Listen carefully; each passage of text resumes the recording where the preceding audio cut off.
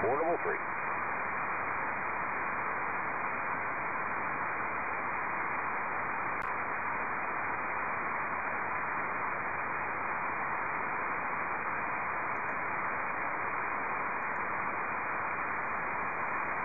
NM3M, NM3M. Here's KA3 CFA, Portable 3.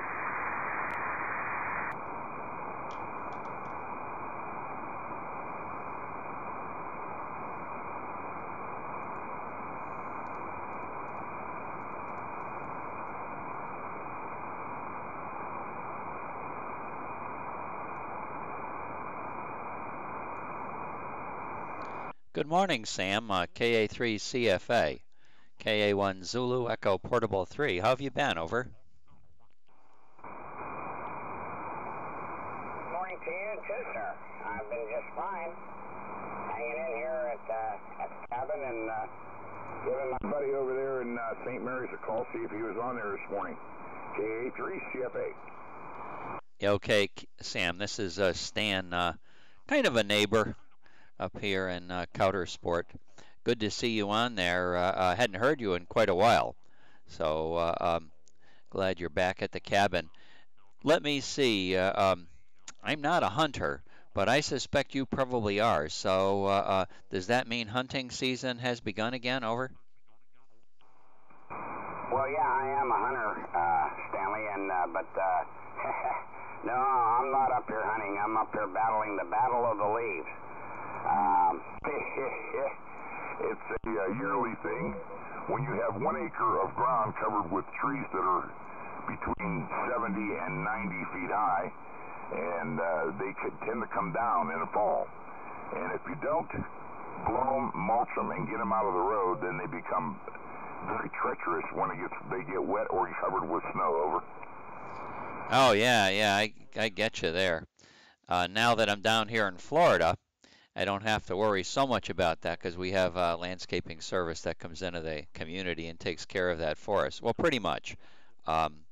This is a PUD down here that we live in, and it's not a condo. It's a PUD, which means we own the land, and there are villas down here that are on the land.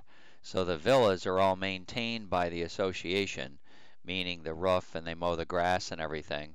But I can't figure out what's going on when you get the hurricane. Like we had a lot of hurricane debris out there. Apparently, the association then wiped its hands of that and said, "Well, that's not our responsibility. That's your responsibility to take it off the land." So any trees that fell or all of the debris left out in front that got picked up by FEMA, any extra leftovers we had to take care of. I didn't like that so much, Sam. I thought I was getting out of having to do all of that work. Are you on a paved road or is it a dirt road? We moved up here, Stanley. It was a dirt road, now it's paved. It's been paved for the last 10 years. They started putting oil and chips down, and then they just kept building it up until we have a fairly nice paved road. It's a township road off of the main highway here. I'm in off the highway about maybe, I'd say 500 yards or so. And no, it's pretty good. And I have a level lot here.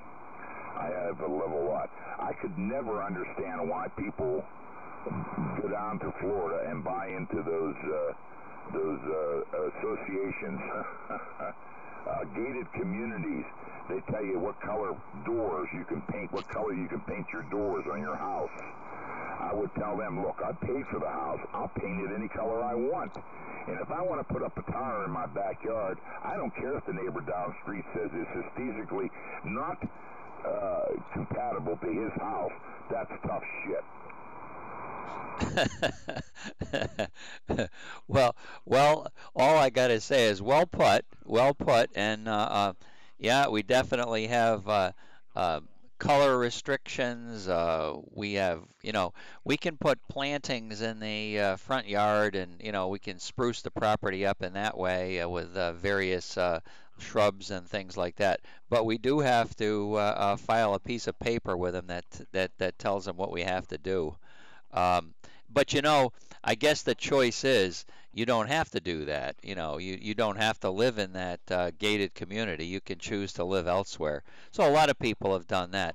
Of course, when Linda and I got this place in 1999, Sam, we were in Connecticut most of the time. We spent less than 50% of the year down here in Florida. So I didn't want to have to worry about what I was going to do with my property when I was gone. It was still here when I got back. Over. Totally understand that. I have a good friend who's both him and his wife are retired school teachers up here, and they have a place at what the heck's the name of the beach down there? It's right on the Atlantic, up from Fort Lauderdale. But anyhow, they have a place down there, and it's a gated community, and he can't even put any wires in the trees. He's not allowed to do anything without telling them first or asking permission to do something. And as far as towers and antennas on the outside, forget it.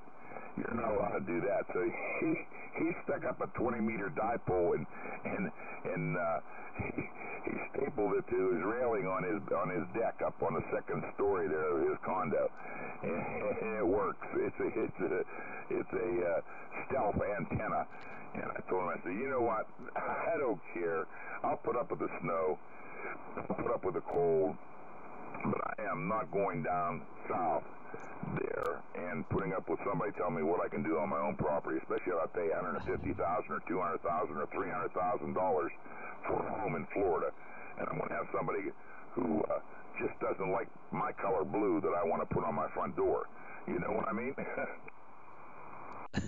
Oh yeah, yeah. That conversation goes on a lot. We've got dog size restrictions. You can only have a dog that weighs 25 pounds, and the color on the door, as you mentioned. You can't park a vehicle in the driveway, other than a visitor. You can't park a driveway in a car in the driveway that has a commercial logo on it. You can't put campers, boats, etc. in your yard. Naturally, you can't park. You can't park on the grass. In other words, you can't drive a car over there and start to take the transmission out of it this year and finish the job up hopefully in 10 or 20 years before the rust takes over the whole thing. You can't do any of that stuff. But it's all done with purpose, and you either choose to do that or you choose not to do that. Anyway, we're not too unhappy here. We're not too unhappy. Everything's pretty good.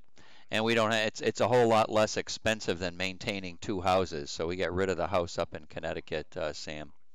Well, good talking to you, and I'm going to go back up to 205, make a little bit of noise, and log a few stations this morning. But good luck checking in with your friend. Maybe he's heard you talking right now, Sam, so he's likely going to join you. We'll talk to you later. KA3 Charlie Fox Alpha, KA1 Zulu Echo Portable 3. Yeah,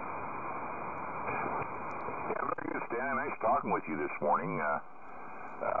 Yeah, it's been a while since I've talked to you. And, yeah, well, living in Florida in the summertime is not too much fun unless you have very good air conditioning. The humidity kills you.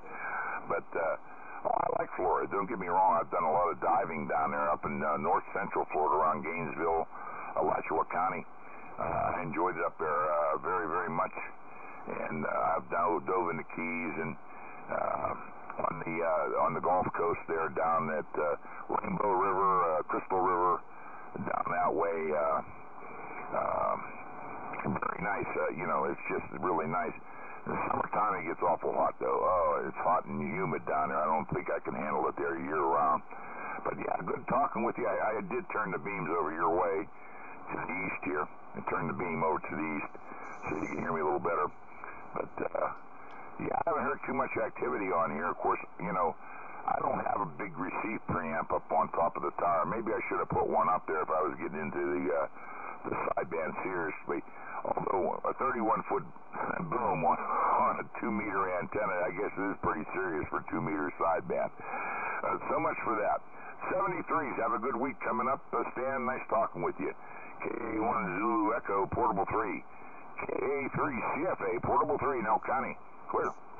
Okay, very good. Well, we'll catch up with you later. Yeah, that heat in the summer is tough. This year we had, I think one of the warmest summers they've ever had from the way the weather people were talking about it.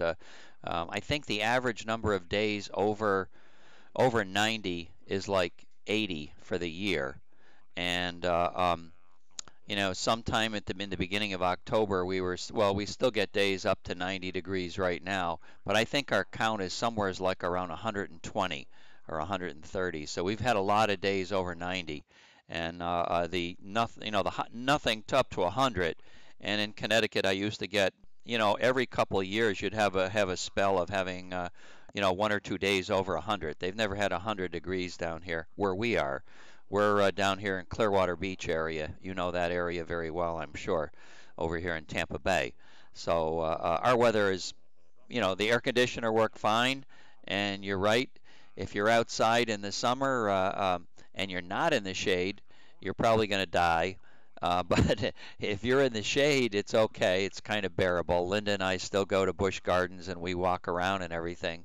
So as long as we're walking in the shade at Busch Gardens, it's reasonable. And then you know everybody says your blood thins out, so maybe we kind of get used to it. I don't know what the story is there, but I do know that if the temperature drops to 75 degrees, the folks walking their dog in the morning in the little gated community have jackets on. I can tell you that much, Sam.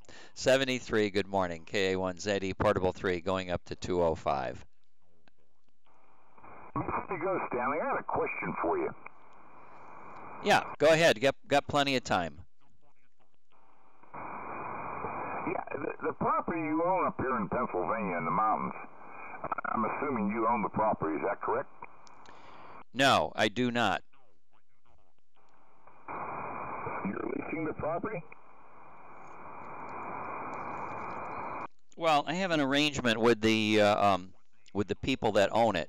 People that own it happen to be extremely nice people, and basically, I could get into a long story about how nice the people are, but I called up on the telephone one day before I moved out here with an antenna, told them what my plan was, and they said, well, yeah, come on out here and talk to my dad, and my dad lives next door to me, and if my dad thinks it's a good idea, I'll let you put it up on my property. So basically, that's what happened. So I went out there the following weekend and talked to Dad, who lives next door, and he said, absolutely, go right ahead and do it. Oh, that's terrific. So basically, you got a little electrical hook up there. You have a small shack. Is that what I'm assuming? You have a shack and then a tower. Is that correct? Yep, that's right. I got my own electrical connection. They run a line off the telephone pole to me, which gives me internet, and then also the power. And it's right next to the house of the folks that live there. They're finally living there full time. The permission that I achieved from the folks, they were living in the Finger Lakes, and their home was in that area. And it still is. Well, they were planning on retiring there, so they finally retired there this, I think, the beginning of September. So as of now, they live on the property full time. But prior to that, they had lived in the Finger Lakes. Over. Who maintains the equipment up there if you have a problem? Oh, I have Chris, NG3W, lives in Shingle House, which is the next town north of there. Okay, so you have him in case something would go wrong with the antennas, the tower, or whatever. Because we've gotten some hellacious winds here and stuff, and ice, and particularly, I know you've got to have some preamps on that tower, and lightning strikes close by due to jobs on those preamps. So I hope you have a good tower climber. Yeah, Chris does that, but I don't have anything on the tower that's electrical other than the rotors. The feed line to the top antenna is about 175 feet or 180 feet, and I have preamps in the shack. Okay, so you've got base-mounted preamps rather than up on the tower. Okay, very good, very good. What kind of antennas are you running up there? I'm sort of curious again. Well, homebrew, it's a 26-foot boom and 13 elements on a 26-foot boom, or 12 elements on a 26-foot boom. It's pretty wide spaced, and there are 4 of them on top, but they're configured vertically and instead of in a box. They're just stacked on top of one another. Then I have a couple of 5-element Yagi stacks of 4 antennas as well on the side of the tower. So I don't like to get the pattern too narrow. So the antenna's not as long. Your antenna's pattern is more narrow than mine. Over.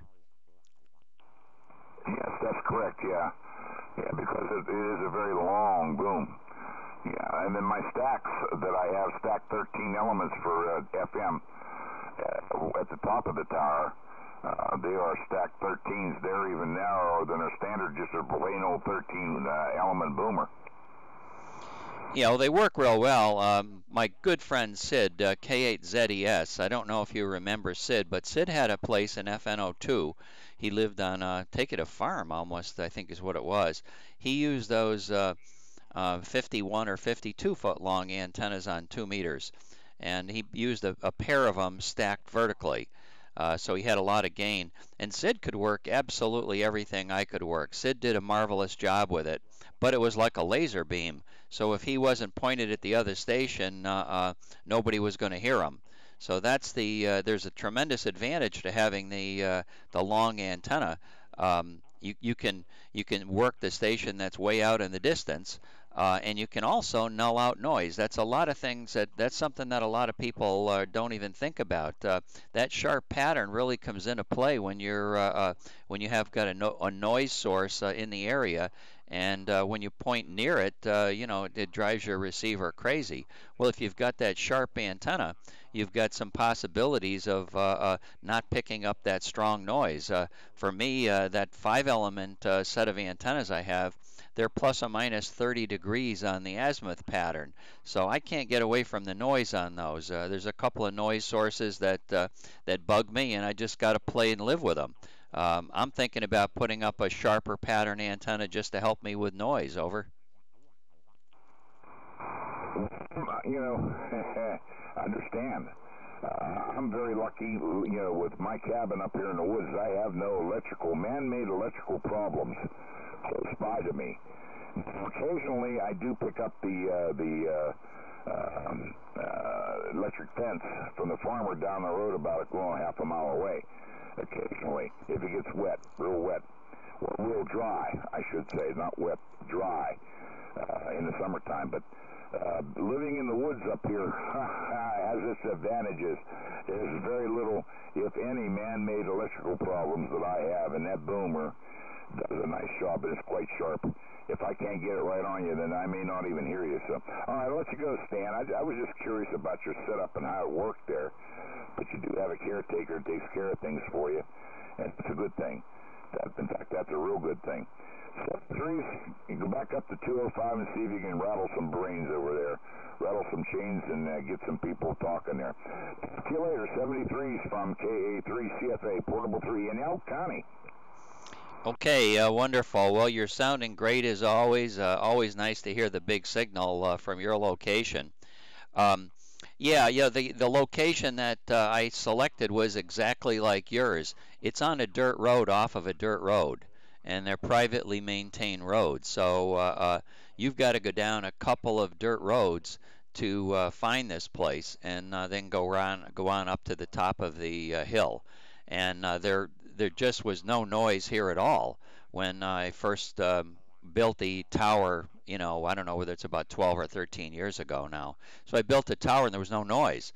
Well, since then there's noise, and I'm not sure. It could be coming from the neighbor, could be coming from the dad, could be coming from a couple of camps up here on top of the hill. I don't know, but I look at it like I'm just a neighbor, and if I'm not, they're not complaining about any RF I'm producing causing any problems for them, I'm not about to complain about any noise that's coming from them. whether it be from an electric drill charger or whatever. You know, there's all kinds of things now that anybody that lives near you could have. And there are plenty of neighbors up on top of the hill and plenty of other camps. So I'll just be the friendly neighbor, and I'll find a way to work with their noise. So that's about it. Okay, Sam, we'll catch you later. KA1 Zulu Echo Portable 3, clear with KA3 CFA Portable 3. Real quick, what type of rotors are you using up there? I'm curious. Okay, Sam, somebody else was calling too. The other station, I'll go up to 205 shortly and pick you right up. Sam was using 200 here. Sam, what was your question? What rotors are you using? I've got the Yaesu, I don't know whether they're 1000 SDX or 1200 SDX. I've got the larger model Yaesu rotors that work fine. Okay, that's what I have at home. At home I have the Yaesu 1000 DX on my big tower, and here I have ham 3s or ham 3s or ham 4s. that are used, that are given to me. That's what I'm using here, and they work quite nicely. All right, I'll let you go. I've held you long enough. Go for it. Talk to you later, Stanley. Take care. KA1Z Portable, KA3 CFA Portable 3, Elk County Clear. Okay, very good. Stand by 1 minute. Let me see. That other station may be for you, Sam. So who was the other station? Call again.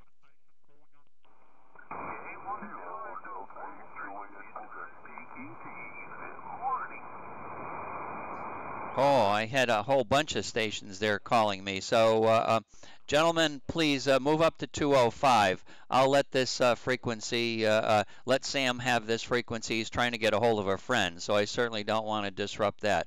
I'll QSY up to 205.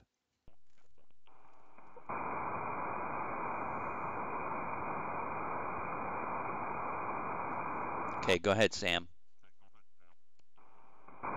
Okay, thank you. NM3N KA3 CFA.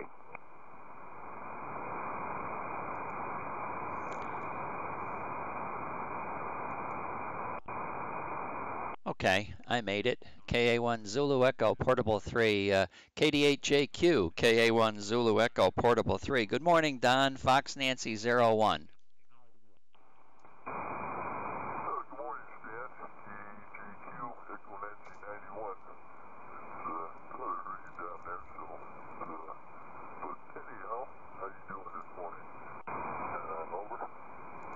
Okay, all is good, Don. Yesterday, off the air, the community had a community-wide tag sale, so I participated in the tag sale.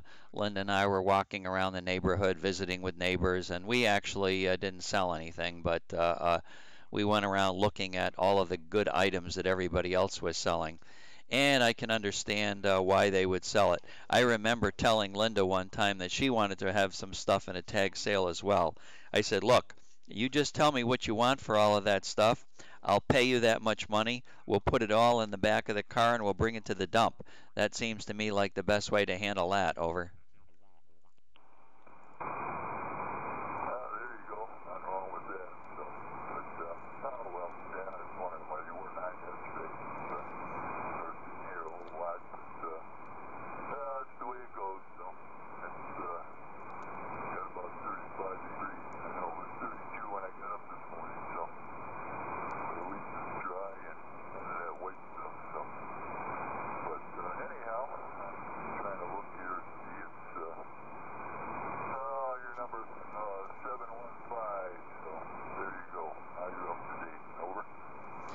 Okay, very good on the 715. I'm going to give you number 995. Number 995 this morning, and copied your 715. Very good, Don. I'm going to be off the air tomorrow as well. I've got a, well, I might be on at 6:30 or something. I don't know. I've got the eye doctor appointment. And it's a 2-hour thing. I've got glaucoma, so I got to go over there and run through a whole bunch of tests And one of them is a field of vision test that drives you absolutely bananas. I don't know if you've ever had the chance to try that test or not. They're really seeing what's going on with your eye in the peripheral vision area. So you look into a machine, one eye at a time. You stare at the center dot, and it looks like a universe. It's all dark in there, and then they have, I guess it's maybe all light. It's all white in there, and then they'll flash black dots, and you've got to tell them, you've got to push a button when you see the black dot. And that black dot, you're supposed to stare straight ahead, and the black dot will appear somewhere on the in that whole area. And they'll map out what your peripheral vision is based on that. Well, the machine that they use to do that it just goes rap, rap, rap, and you hear this this rather loud noise that's rap, rap, and you know that there's something maybe going to happen or something maybe not going to happen. A lot of anxiety involved, and I think you got to do that for like 7 minutes. And you know, you're trying to make up your mind whether you really saw a flash or whether you really didn't see a flash or a dot. Oh boy, it's not going to be fun. So I'll be off the air for a couple of hours tomorrow. 8:30 is when the appointment is. I'll have to leave the shack probably about 7:45 to get there on time.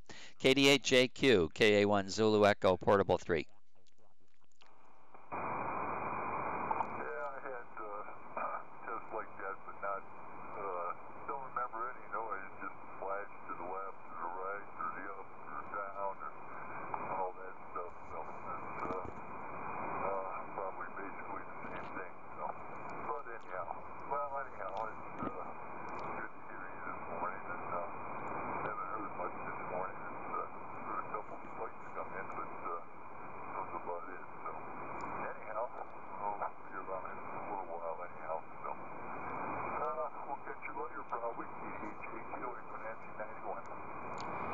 Okay, very good. Well, it is the same test you had, Don. It's the same test. And maybe it's got something to do with the fact that I listen for weak signals every day, because I told my eye doctor already that I hate that test. I says, I can't stand. I listened to that rap, rap, rap noise, and they said, no, the machine doesn't make any noise. The machine doesn't make any noise. And then as I described what the noise I was hearing was, the fella finally came back and he says, oh yeah, that's the rotating disc in there or whatever it is that causes that dot to appear, and it just ratchets to the next spot. So for me, it becomes a thunderous rap, and for most people, they don't hear it.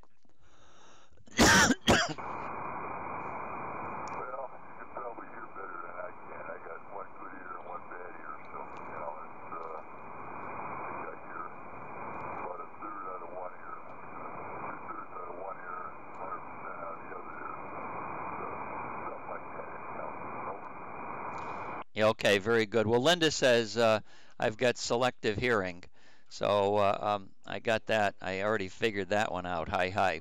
All right, 7-3. We'll talk to you later. We'll talk to you later. And I'm sorry, I know there were a couple of others calling me on 200. So KA1 Zulu Echo Portable 3 CQ.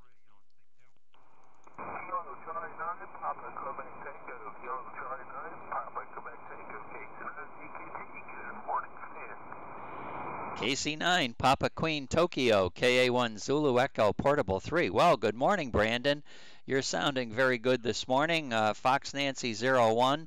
Hope all is well with you and you've had a good week. Glad to get you in the log. KC9 PQT, Fox Nancy 01, KA1 Zulu Echo Portable 3.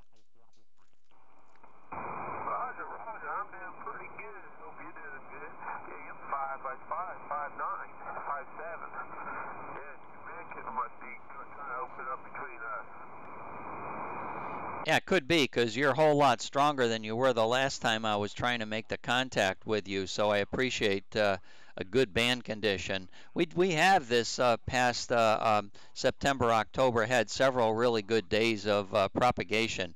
I didn't think today would be very good, though. Looking at the weather map, it's raining out here in Couder Sport FN01. It's raining down here in Florida. Very windy down in Florida. Temperature in Coudersport is 39 degrees, headed up to 41 with rain pretty much all morning. And 66 degrees in Florida, heading up for a high of 66 degrees. So it's not going to get any warmer down here, and at least cloudy all day. Pretty crummy weather down here at the moment, but it'll warm up soon. Hi. KC9 PQT, KA1 Zulu Echo Portable 3, and please don't forget to call KD8 Juliet Quebec, who's right in between us. Over.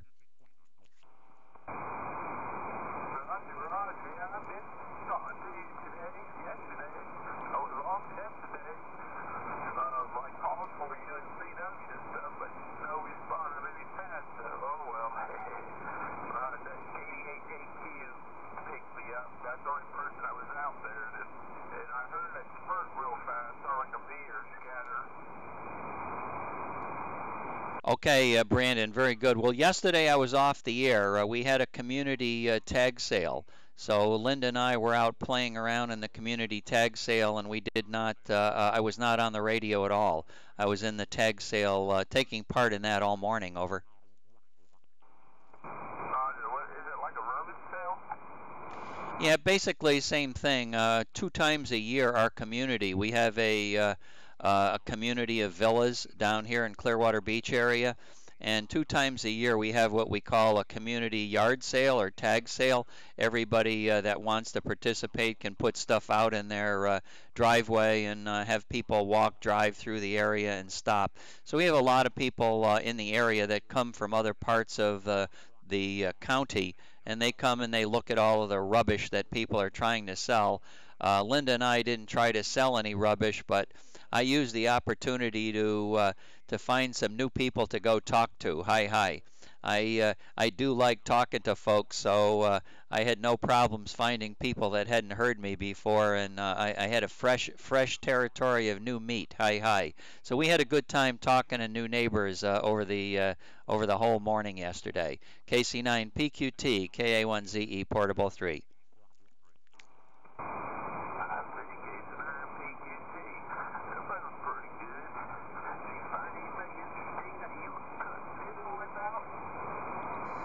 Well, there was something pretty interesting. There was a 1951 MG.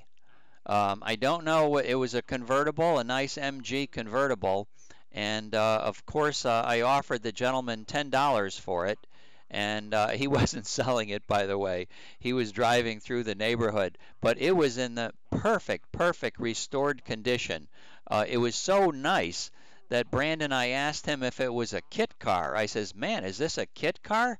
He says, no, it's all original metal. He had it, stripped down to the bare metal, and then all refurbished. So beautiful seats, the whole thing. It looks like it came off the showroom floor. So we got talking price after I offered him $10. Pulled a $10 bill out of my pocket, and I was ready to part with it immediately. I asked him, well, how much did this thing cost you? I said, he says, well, he bought it for $18,000, and then he paid $46,000 to a restoration shop to have it restored. So he had $64,000 into it, which I did not have in my pocket. Go ahead, Brandon.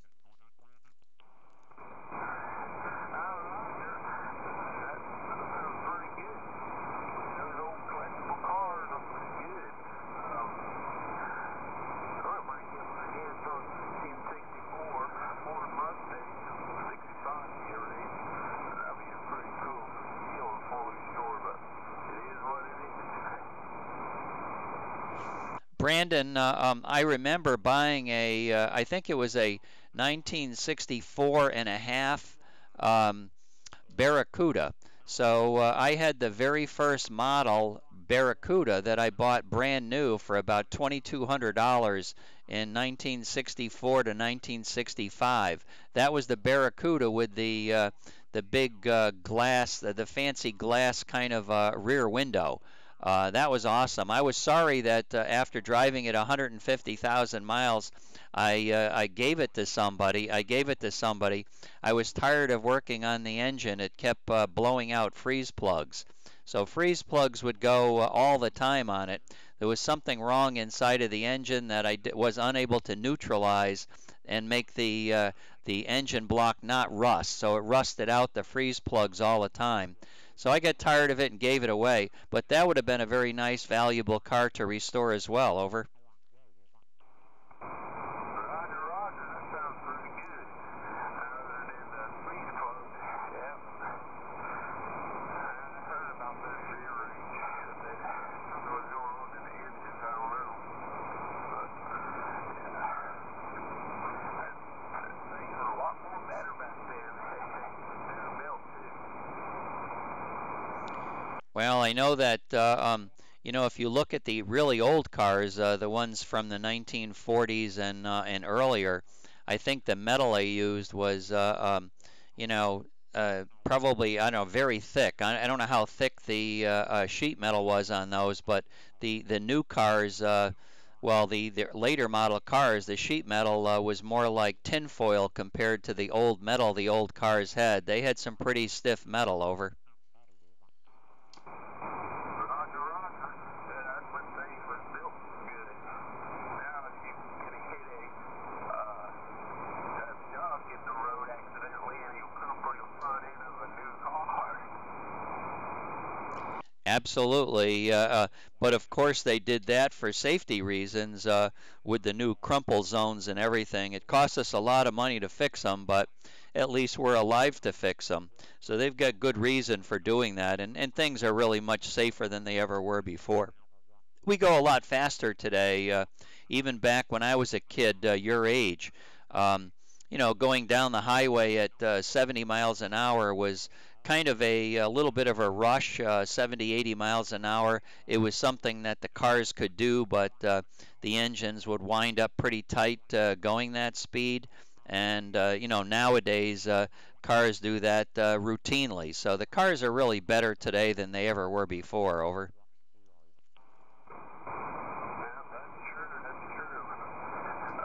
I picked me up another truck a couple months ago.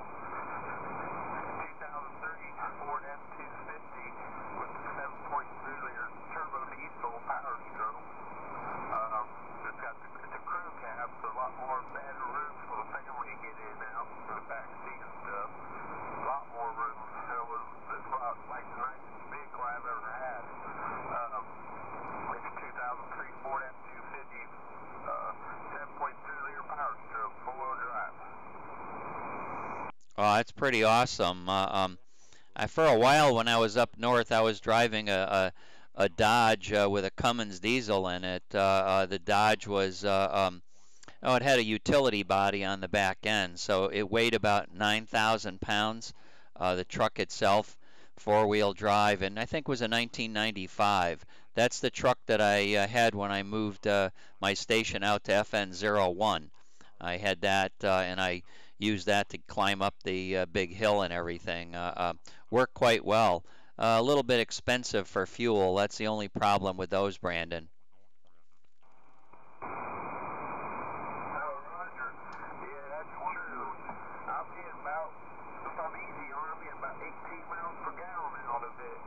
And the other truck I had was a 2001 Ford F-250 extended cab, four-wheel drive. It was getting 10 miles per gallon. It had a 5.4-liter V8 gas. Ouch, ouch. That's pretty stiff, pretty stiff. Okay, well, gas has come down a little bit now, but boy, oh boy, if you had to pay $4 a gallon, you weren't doing a lot of driving. Okay, well, I think KDHJQ is waiting for you, Brandon. So give him a call, and I'll catch up with you later. Awfully nice chatting with you, especially with your signal coming through as good as it is. KC9PQT, go ahead and call KDHJQ.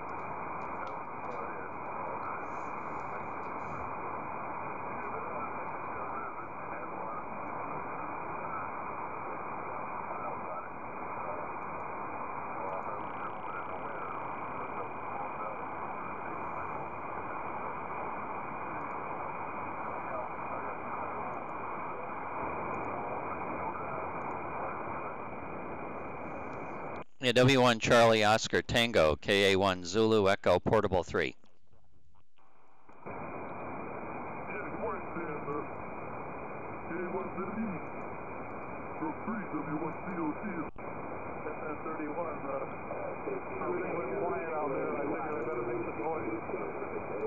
Anyway, good morning. It is a yucky morning here. Overcast and watch the rain. It's not quite started. The temperature was 62 here a while ago, but 90% humidity. Not very nice out at the moment. KA1ZE, W1COT. Okay, W1 Charlie Oscar Tango, KA1 Zulu Echo Portable 3. Okay, Bob, real good on the weather. Well, looks like you're going to get a lot of rain, maybe more rain coming than you've already had. Kind of looks like that so-called storm that really never should have been called a named storm is now going to be sweeping up the coast and certainly messed up the Bermuda High, and will be piling up rain into New England probably later today or this evening, I guess. Weather down here in Florida is pretty crummy, 66 degrees and cloudy, and it's going to be 66 degrees and cloudy all day. Temperatures might get up a little bit higher, but they're still thinking 66 degrees and cloudy. 39 to 41 in FNO1 and rain. 39 to 41 in rain in FNO1. Not a really good day to go out there and do any leaf raking. Hi. W1 Charlie Oscar Tango, KA1 Zulu Echo Portable 3.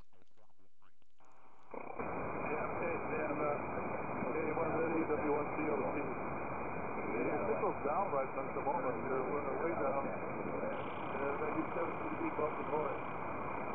And it's a little few hours from the guys on the island down there. Anyway, weather's not that great, and I guess we're in for rain today. Fairly heavy rain. It's pretty cool down there. It's almost at the temperature up here this morning.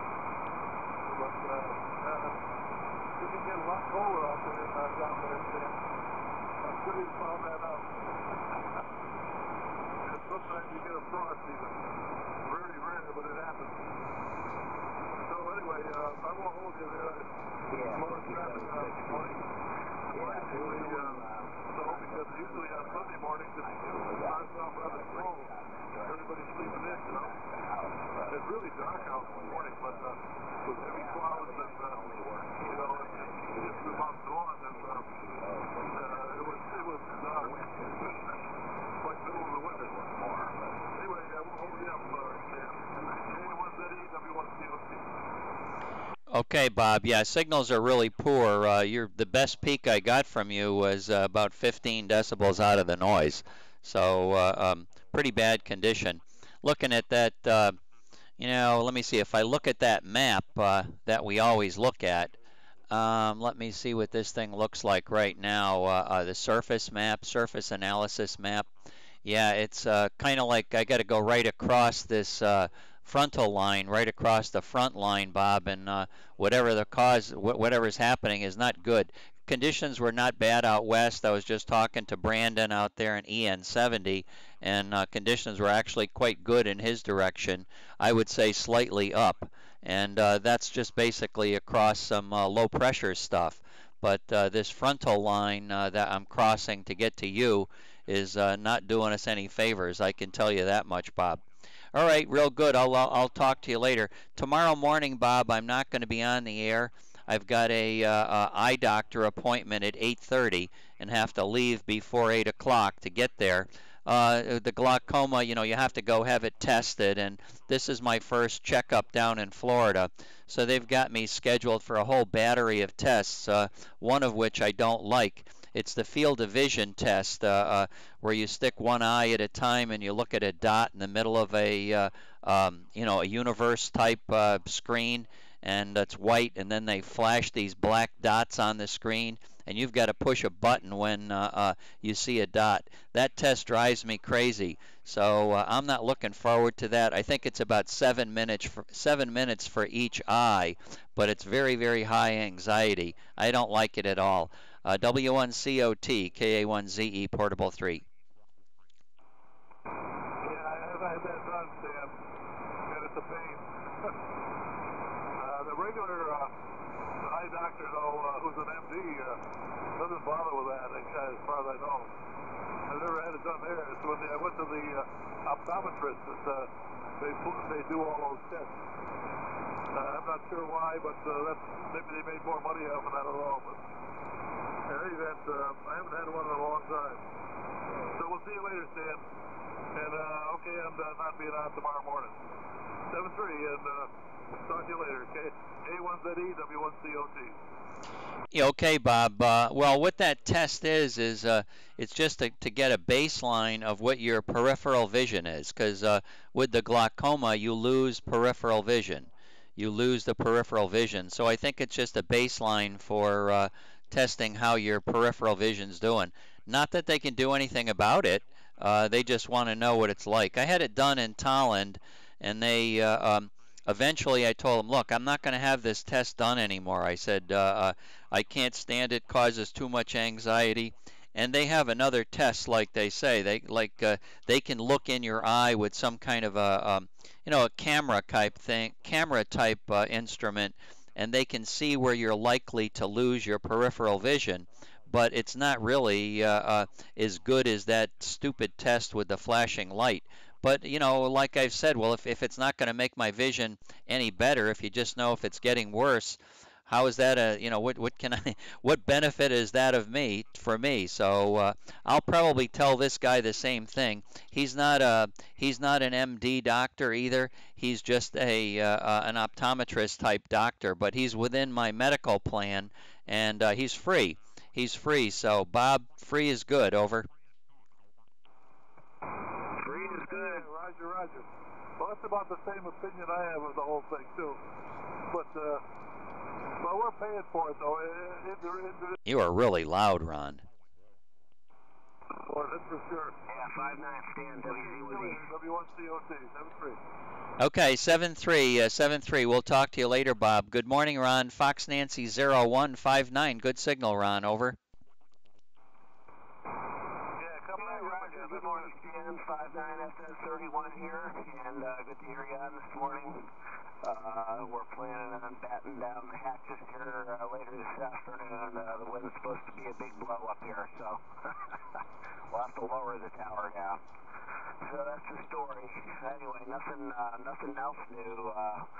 We got our 10 gig transverter back from Steve, so we'll start piecing that together to have our portable 10 gig rig set up with a dish and all that. So I have most of the work complete, actually. I just got to figure out how to mount things, and we'll be done with that. So ready for a trial run. Trial by fire, as they say. KA1 Zulu Echo. Have fun, WZ1Z. Yeah, all right, Ron. I hate turning the switch on at first. Believe me, you gotta check everything 5 ways to Sunday to make sure that you don't have too much fog in the cockpit or operator error. Hi. Hey, is Steve and Sandra, are they winding down operation, or are they still in full production mode? Over.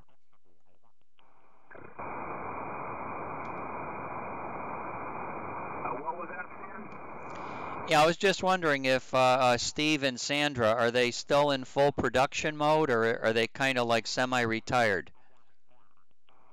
I have no idea. I didn't ask them. I called them on the phone. I think they're still pretty much in business. I don't think they've cut down on anything. They have a full catalog. And Sandra answered the phone down these microwaves when it calls, so it's like normal, I think. Over. Yeah, okay, very good. Well, that's good to hear. That's good to hear, Ron. Big QS Baker this morning. Our signals obviously have fallen down into the toilet bowl. But, yeah, okay, well, that's good. I just see some people seem to be, just monitoring what's going on. And I don't know why people you know, they're not getting equipment as fast as they'd like to have it. So I guess that must be good. That's probably just because orders are backed up. Orders are backed up, Ron. That's probably what's going on.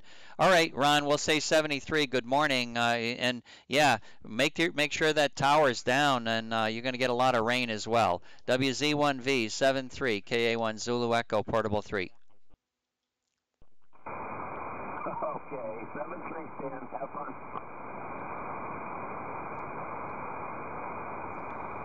CQ, anybody else? KA1 Zulu Echo Portable 3.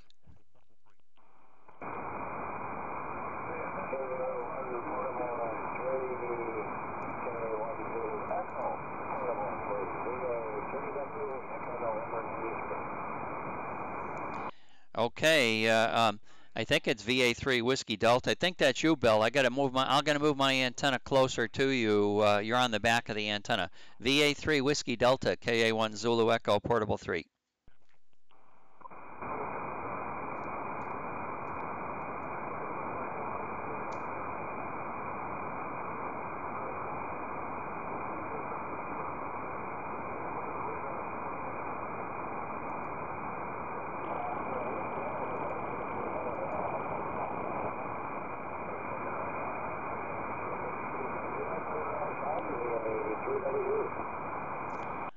Okay, moving your way, Bill. Moving your way. I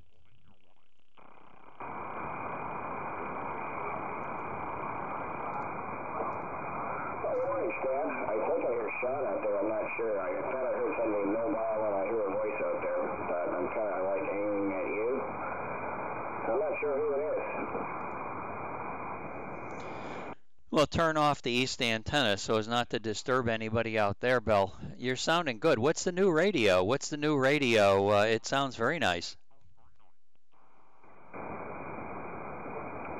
morning, Danny. It's UFD 897 Delta, D,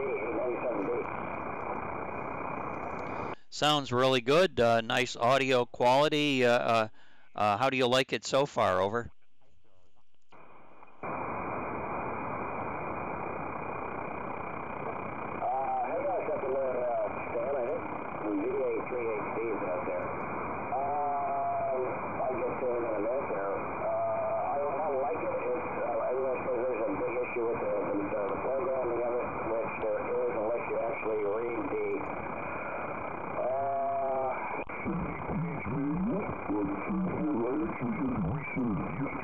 After I screwed up some setting and I had to completely crash it and bring it back to life again.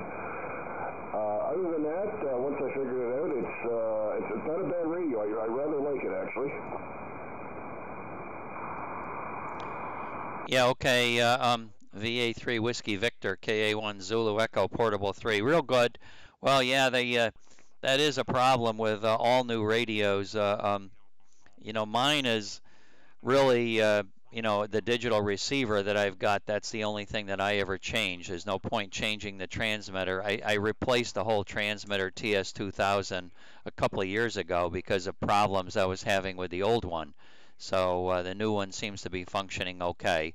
And the receiver, as another story, that's got all receiver updates happen quite, well, not, they used to happen quite frequently. Now they maybe only happen every year or so. And I really hesitate to play with anything else. Number one, I got to load the software and make sure it doesn't mess anything up out there in FN01 where I lose control of stuff. Plus, you got to learn how to use all of that new stuff. And, you know, it's not always super intuitive. Over.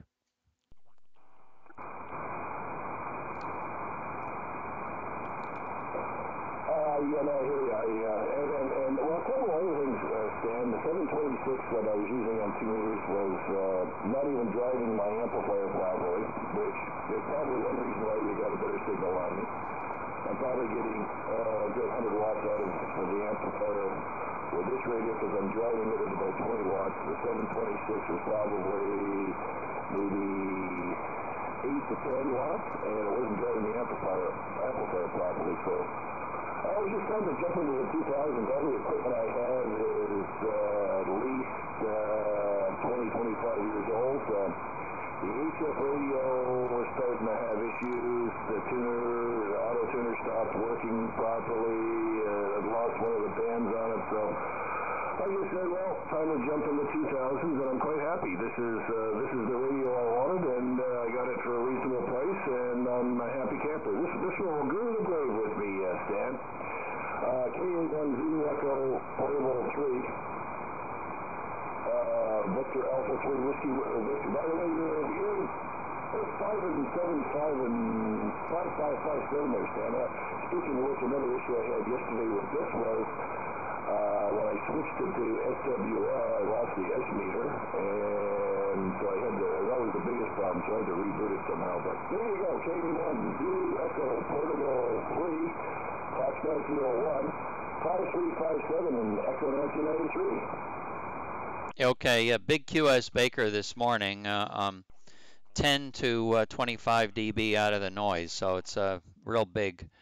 Had nothing to do with our signals. They're just being controlled by the atmosphere, high.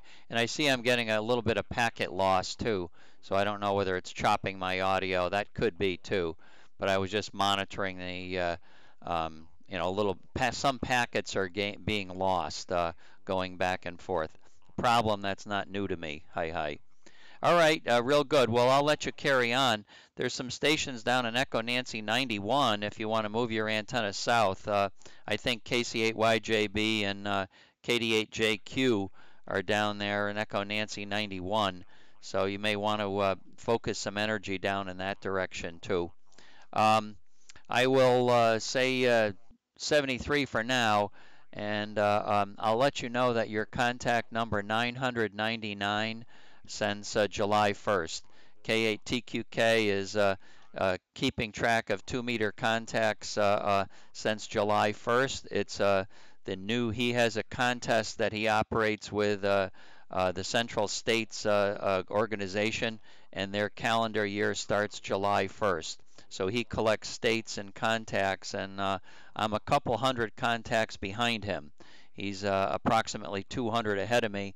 He was at number 1183 when I was number 988. So we'll see how it works out when I talk to him the next time. So thanks for getting in my log and being number 999. VA3 Whiskey Victor 73 KA1ZE Portable 3. Stan 73, and it's nice to have a radio that actually displays the frequency you're on when you turn it on instead of having to wait 10 minutes and listen to it warm up. Hi. All right, 73, I do hear some other guys out there, so I'll take a standby. KA1 Zulu Echo Portable 3, VA3WV 73 for now. Okay, 35 dB out of the noise that time, Bill. So anywhere from 10 to 35 dB out of the noise. And VE3 Mike Lima Mike made it through as number 1,000. Number 1,000, Bob, from July 1st. And it looks like number 768 in our record keeping of our personal logs. VE3 Mike Lima Mike, KA1 Zulu Echo Portable 3.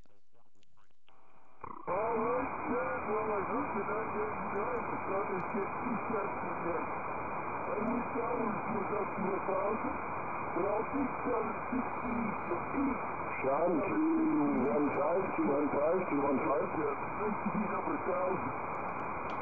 I don't know exactly where you are in my record. 511, probably 512 contacts since July 1st in my log. So, anyway, a lot of people doing it now. With all the computer programs, it makes it pretty darn easy. Except you got to put everything in the computer when I'm done. Still have the daily paper log. And I've got a huge binder full. I'm printing it out as well. Double-sided pages in Excel. That it's not so big. But I do have a computer printout of my log in Excel. Anyway, top of the morning, appreciate contact 768, and I don't see things this morning, so I'll try to get them on pretty lousy weather. No noise to yesterday, about 70 degrees already right now. So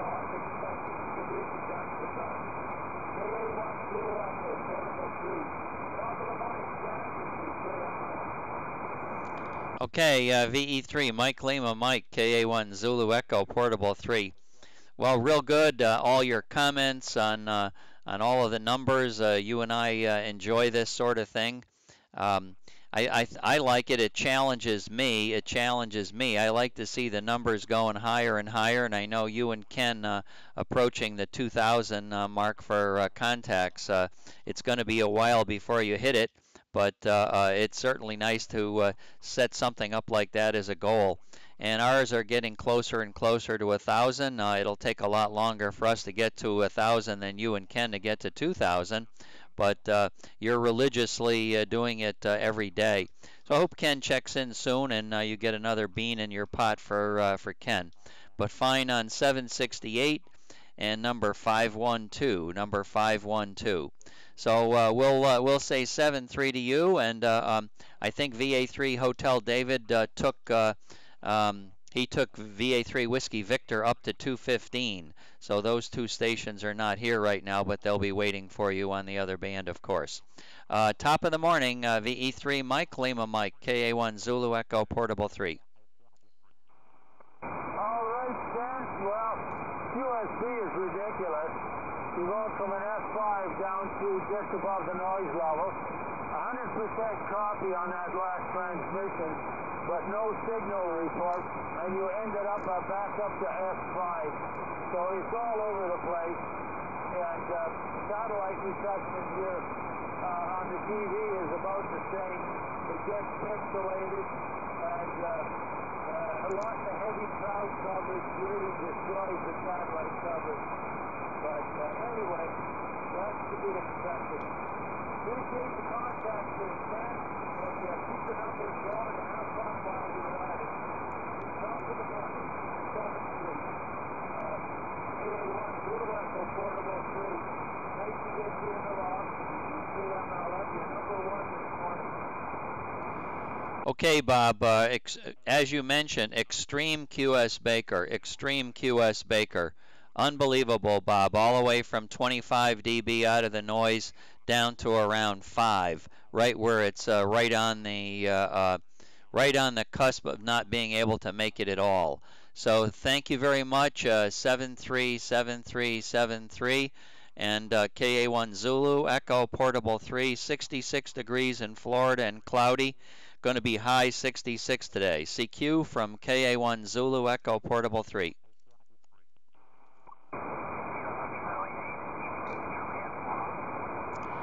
KC8YJB. Good morning, Bernie. Fox Nancy 01. I'm sure you've already heard quite a lot, and I guess you did get to talk to Don and Brandon. Brandon had a really nice signal this morning, but with the QS Baker, I guess it's just making the contacts at the right time. Go ahead.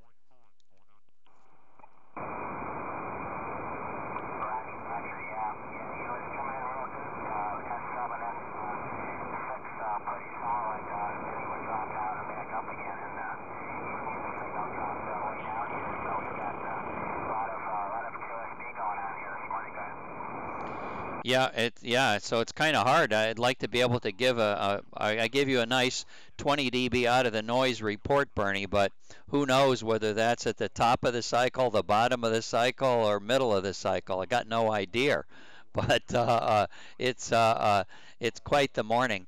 It looks like that rain that looks like it's going through Couter Sport right now. I think it's already gone past you guys, so you're just in what, cloudy weather this morning?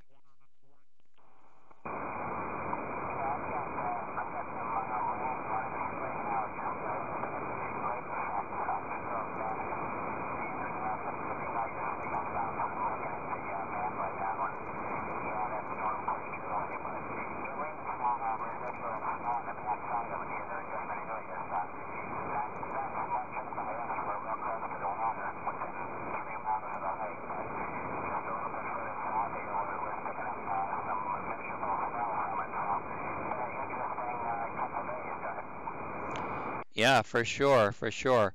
Well, looking at the current radar conditions on my local map there in Couter Sport, it kind of maybe is in between showers. Looks like maybe it's not raining at the present time, but there's a huge band of yellow and red type rain just a few miles west of me. I mean, a few miles too, probably no more than about 10 miles or something like that. So I'm sure it's going to be coming over the tower and causing quite a bit of rain static. I'm going to see if NG3W is on. NG3W, KA1ZE Portable 3. I know you're on the chat page, Chris, but you on the radio? Over.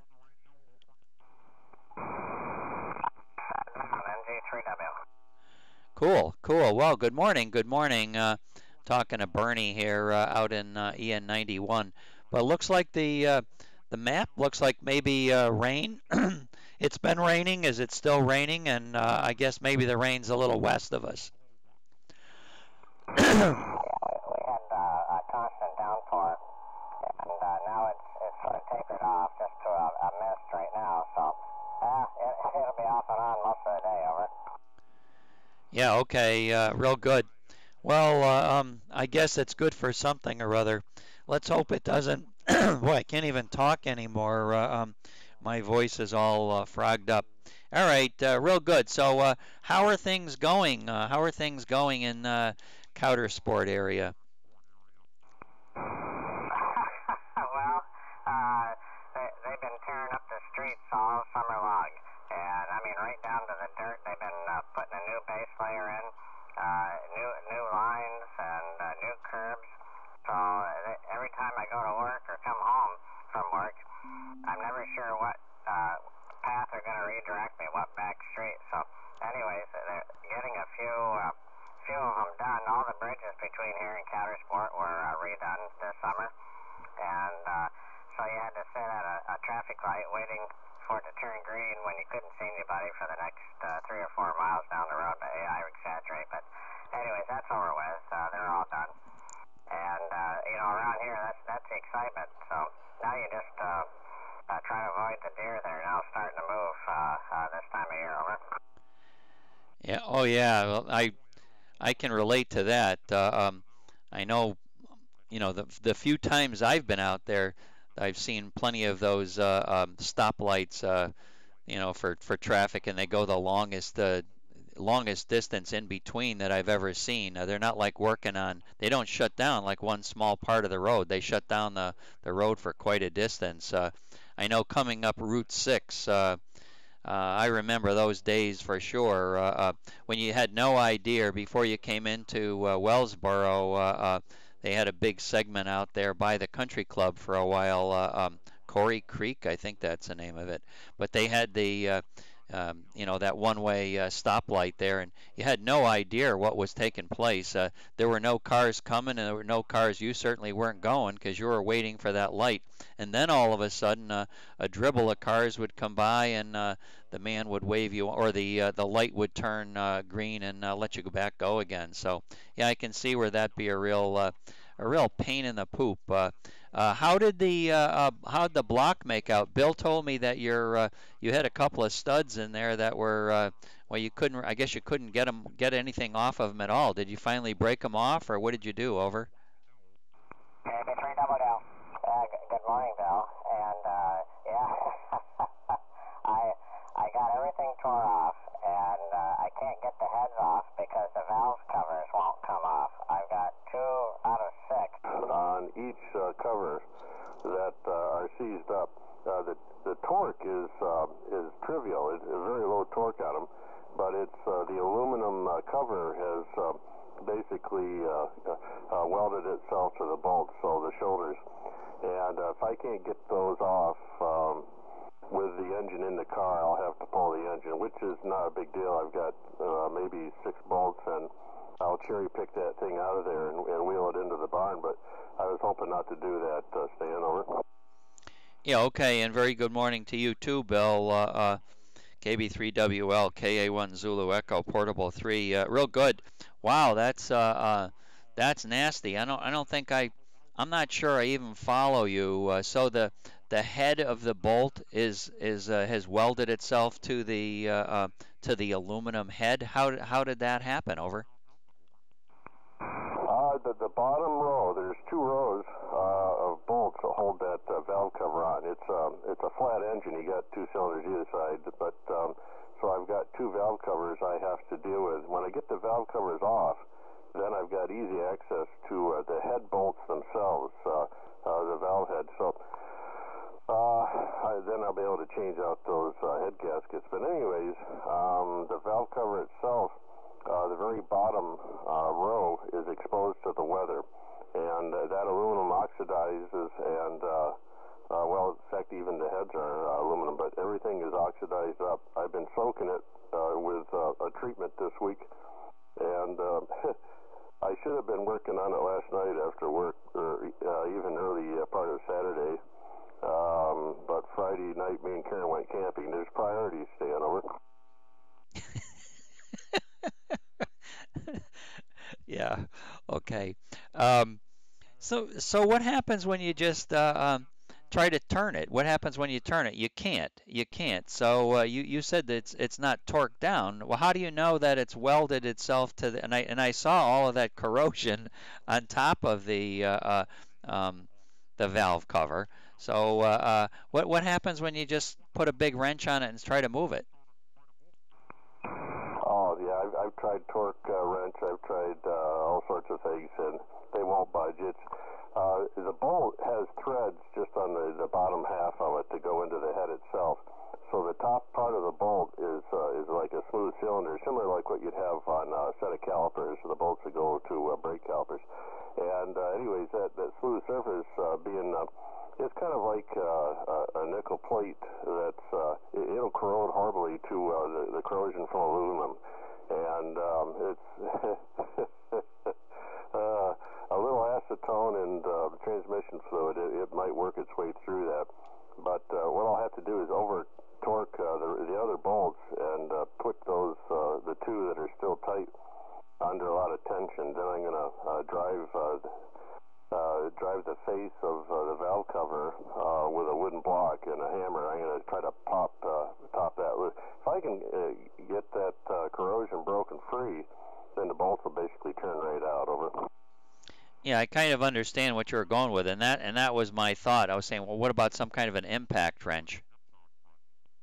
Yeah, well, right now I can't get one in there, whereas I can beat on it a little bit, but the impact wrench, that's where it'll come into play if I have to pull the engine all together. I'll get the engine out, and then I'll get an impact wrench on it, but, well, so that's the life of the Subaru, and we've got plenty of vehicles to drive around here. It looks like a used car lot, so I'm not too concerned, Stan, over. Yeah, we live in this nice community down here in Florida, and they let you have 25-pound doors and 25-pound dogs, and they tell you what color you can or can't paint your front door, and they also don't allow me to put cars up on blocks in my front yard. Over. Right. Well, Bill, is it raining up your way? Tell me and Stan that the sun's shining. Over.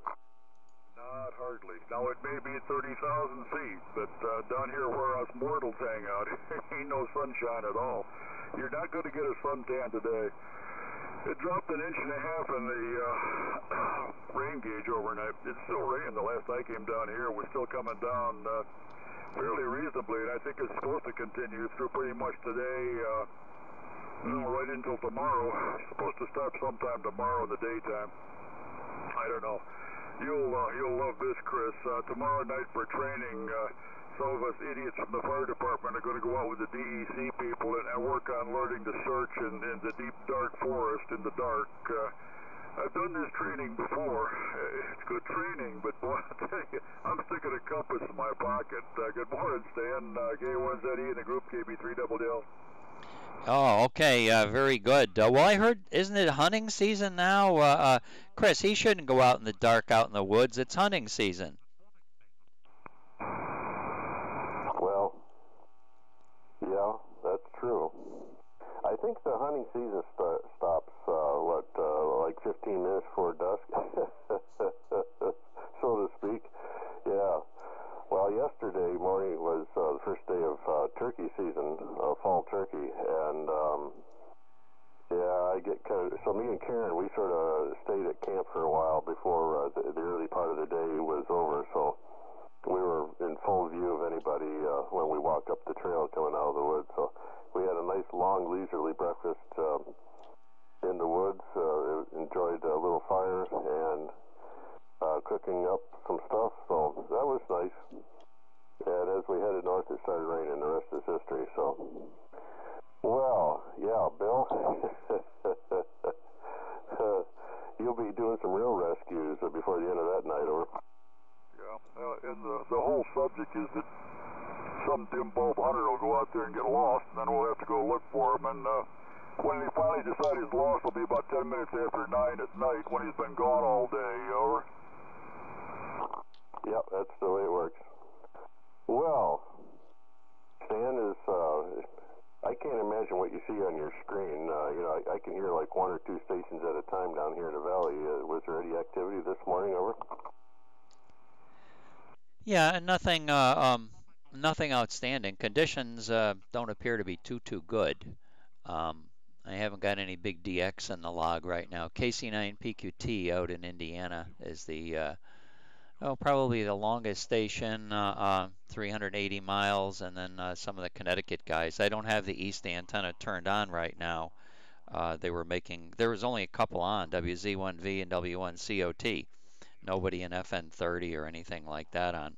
Hey, Chris, just letting you know that I'm probably going to have some stuff being shipped to you. Don't get excited about it. The stuff is not anticipated to arrive until spring. But I'm going to get some stuff shipped up to you, and I may try to make a trip out there like sometime, I don't know, next May or June or something like that, and have some projects to work on. So if you don't mind, I'd like to store some of these future projects in your garage or in your barn if you've got some room for them. And naturally, if I never make it back up there, they're yours to do whatever you want with. Over. Well, I have to laugh because my dad, bless his heart, back when he was alive and well, he was cleaning out his garage, and my mother was so proud of him. Finally cleaning the garage. What she didn't appreciate was that he was bringing the stuff down to my barn. So, anyways, you're more than welcome to have stuff shipped here, and I'll park it away in there somewhere. No problem. I got plenty of room, over. Okay, very good. Well, what I'm looking at is some ring rotors made over there in Poland. They're made by Alpha Spid, and they're ring rotors. They mount on the side of the tower and turn 360 degrees around. Don't know if we can figure out how to put them up there, and then one of them will have an elevation control, so I can try to put that smaller elevation antenna, a smaller set of Yagis in the barn, in the building, put them up between the first and second guy wire. That's kind of what I'm thinking, and maybe eventually I want to replace some of those 4 or 5 element stacks of Yagis in the next set of guys up with some kind of a box arrangement of some kind of antenna. I don't know what I want to do, but it'll mount on a ring, and then it'll turn 360 degrees. So that's what I'm thinking, and there's a lot of thinking that happens, and then there's a lot of procuring of equipment, and then there's always the challenge of figuring out if you really want to do this after all. But you wind up with all of the equipment nevertheless. I know that if you ever got into moon bounce, a lot of guys would be looking for the grid square, that's for sure, over. Yeah. Well, the small moon bounce thing, I think we can probably handle that all right. And we'll talk more about that later. But the fellow is anticipating being able to ship this stuff. I told him I wouldn't need it till after next March, so it'll probably get here in June. Hi. I don't know. It's pretty heavy stuff, so I don't know how in the world they send it, whether they go through China with the boat or whether they go through the Panama Canal. I don't know, but I don't think it'll be here anytime soon. KB3WL, KA1ZE Portable 3. Very good, Stan. Sounds like a good project. I was listening to somebody on AM last night on 3705. And I think they talked about shipping something like a Valiant, and all of us know about what size those are and what they weigh. And I guess that the receiver found the thing sitting in his driveway. Whoever the shipper was just dumped it off in the driveway, took off. So that's the killer with this big stuff. It's heavy enough to begin with, and when you pack it in some fashion or crate it in some fashion so that it won't get destroyed in transit, holy Moses, it's a real trick.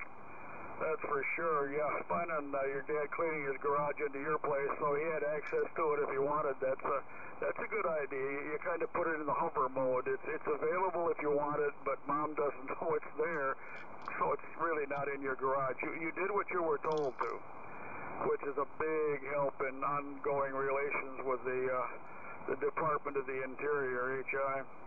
I cleaned out a pickup's worth of junk out of here yesterday. Stan, every 6 months, or at least this year, the last time was 6 months ago and I missed it, they have an outfit come in from someplace, I don't even know where it is, that does electronic surplus. Basically the stuff that you would throw in the junk, and they had 3 or 4 looked like 53-foot trailers up there, and they were stacking this stuff up on pallets and then wrapping it with that plastic. Like when you go to the meat market, they wrap the roast with this stretch plastic stuff, and they were wrapping them, and they had pallets of computers that were 4 and 5 feet high, stacked full. One of the guys we talked to on a regular basis probably would have salivated at what they were going to throw in the junk, but there wasn't any opportunity to peruse what's there and pick and choose. So I got rid of a dead television set and a couple old low-band FM units that used to belong to the rescue squad that had been cherry-picked for parts and everything else, and they went. A couple of pieces of stuff that had been taken out of other things that were under the bench that I hadn't gotten rid of, but it amounted to pretty much the bed of the pickup. Now, it's a short bed pickup, and it's got a toolbox in it, so it's not a lot of volume, but I stuffed everything in there that I could get away with, and took it up, and it's gone. And at least the boss sees that I cleared another shelf because she's been unhappy about that stuff forever. It was given to me by a friend who's now a silent key, and some of the stuff he gave me went. One of them was a Sencor bar dot generator for aligning televisions, but nobody does that kind of stuff anymore, and that's too bad, because that, I think, was probably an expensive piece of equipment when it was new, but alas, it's gone. NG3W in the group, KB3WL. Oh, man. Yeah. I've hoed out down here quite a bit, and right now I've set aside 1/2 the basement for my painting supplies, and it's spread all over the place. I did a quick maneuver. I thought I was going to get down to freezing, Stan, and I still had a lot of the paint out in the barn, so anyways, it's been sort of scattered abroad. And that's one more year painting. I got to get the gables done, and that'll be the end of that project. So I'm going to snoop around, see who's around on the band. Maybe I've got some, I got a project going on the other bench. I'm making some small antenna tuners just for portable antennas. I do sometimes I go out and work a little CW, little pocket transceivers I build when I go up in the woods. And so I thought I'd do a little soldering on that. Later on, me and Ann will head down the street to church, so I've got about an hour to goof off. If it wasn't raining, of course, I'd be hard at work on the car. I'm sure of it. Anyways, Ann keeps asking. K1Z and G3W. All right, real good. Well, you have a good day. Have a good day, and yeah, good that you're getting all of that paint, all the paint supplies where it's not going to get wrecked. That's for sure. And I guess the life of the paint is not bad. I know I've had cans of paint in my basement in Connecticut for quite a while. You know, you paint the rooms and you leave the paint in there, and it still seems to work pretty good. Stir it up, you know, when you come back a year or 2 or 5 later. I don't know if it's got any real life. I suspect if it freezes, though, it's probably going to change the way the paint is made up and maybe turn it all to gunk and not be able to thin it out enough where you can make it usable. All right, you have a good day. Have a good day. And I got a question for Bill on the junk, so don't go away yet, Bill. I'm wondering about the all of that electronic stuff. What in the world is in there that makes it so that we can't throw it in the dump? I mean, it seems like I understand that some of the chips may have some types of I don't know whether it's cadmium in there or whatever is in there. What is it about electronic stuff that makes it so that we just can't toss it away in the dump? KB3WL KA1ZE Portable 3. W2HCQ. Yeah, Roger, John.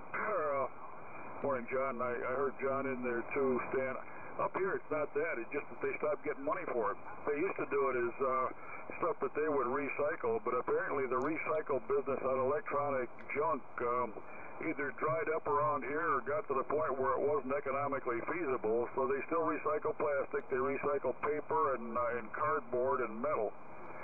But apparently the electronic recycling business went into a hole. So about a year ago, they quit taking this stuff, which was a pain because the day after they quit taking it was the time that I needed to take a bunch of junk up there.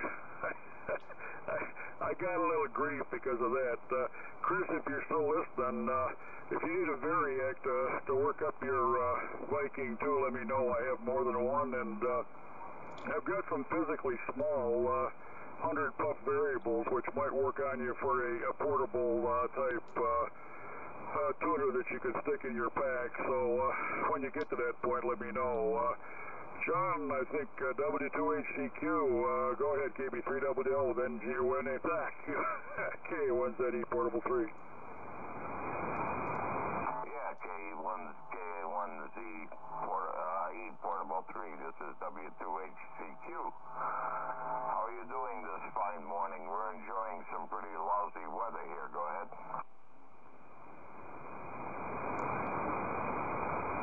Okay, very good, John. I'm doing well. I'm going to go to the eye doctor tomorrow and go through the peripheral vision test, which I'm not looking forward to. That's the one where you stick a head in a machine, your head in the machine, and you see this universe of white one eye at a time, and the machine goes ratcheting by and little dots appear, and you got to push a button when you see them.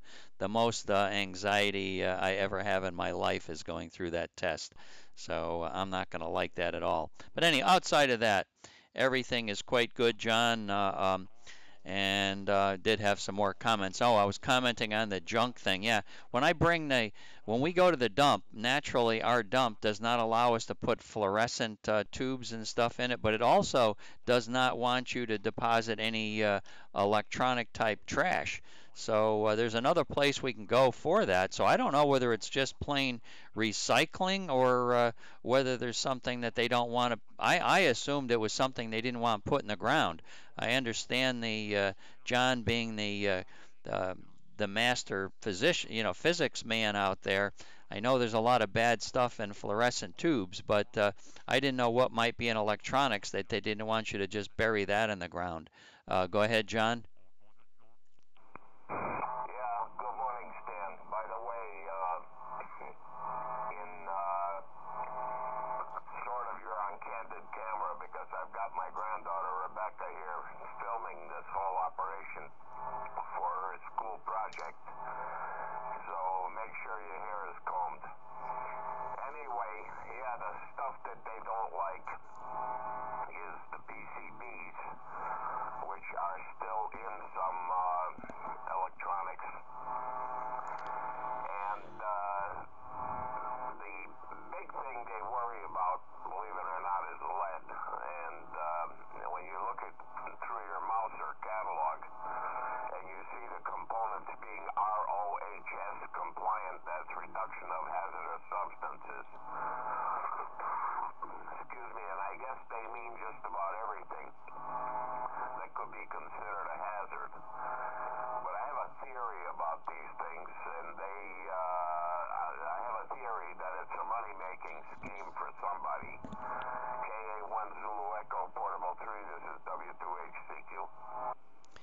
Well, you know, money drives everything, John, so it certainly doesn't surprise me.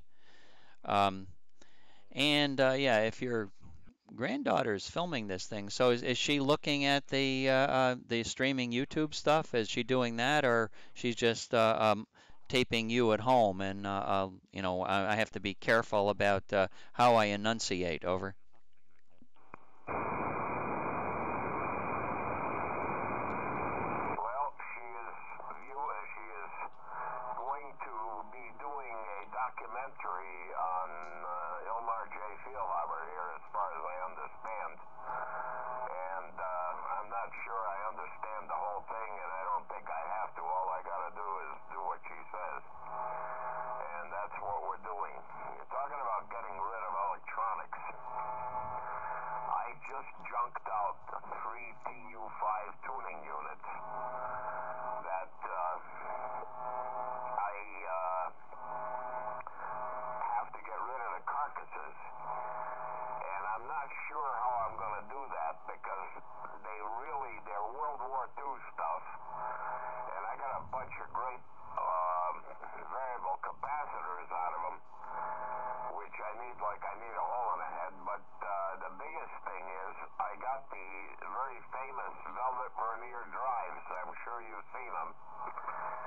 And they were a real bear to get out. So I got them out, but I'm building my latest 6-meter kilowatt here. And that's going to use a pair of Russian tubes. And it's going to be banished out. I'm moving all of my amplifiers, quote unquote, out to the garage so that I don't hear any fans or any good stuff like that. And I'm actually probably going to make a little window so I can see whether they're operating properly or not. I don't know. That's off in the future. But I am moving the amps out to the garage to make sure that I don't hear any noisy transformers, etc. But I'm wondering how I'm going to get rid of the carcasses, because that represents a substantial pile of iron. I would say it's what I've stripped so far is about 6 cubic feet of material, and I have no way of smashing it down. So what I'm going to do is hopefully be able to convince the guy that it's scrap iron. Go ahead. Yeah. Okay. Well, yeah, I got no suggestions there, but I know I felt bad for Linda back in Connecticut, and slowly started getting rid of my stuff over a period of a couple of years, donating it to clubs, and some of it just getting tossed in the trash, kind of thing. And I know Bill's going through that right now, but I know that if I wasn't here, I wouldn't like to have to have her figure out what to do with this stuff. So that's why all of that stuff out there in Pennsylvania that I use to talk on is Chris is in charge of all of that. So if anything should happen to me, Chris can handle all of that stuff however he sees fit. I've gotten the enjoyment out of it, and that's all I really care about. But leaving it for somebody else to worry about is pretty bad. You know, I don't think that's fair. So yeah, I'd like to see you get rid of it too. Hi, hi. Um, Bill, why don't you pick it up with John for a minute? I'm going to run out and get another cup of coffee and come back in, and let's see if we can make some noise and get some people logged in here. There may be guys that certainly want to talk to both of you, and they've heard me talking way too long. KB3 Whiskey Lima, KA1 Zulu Echo Portable 3.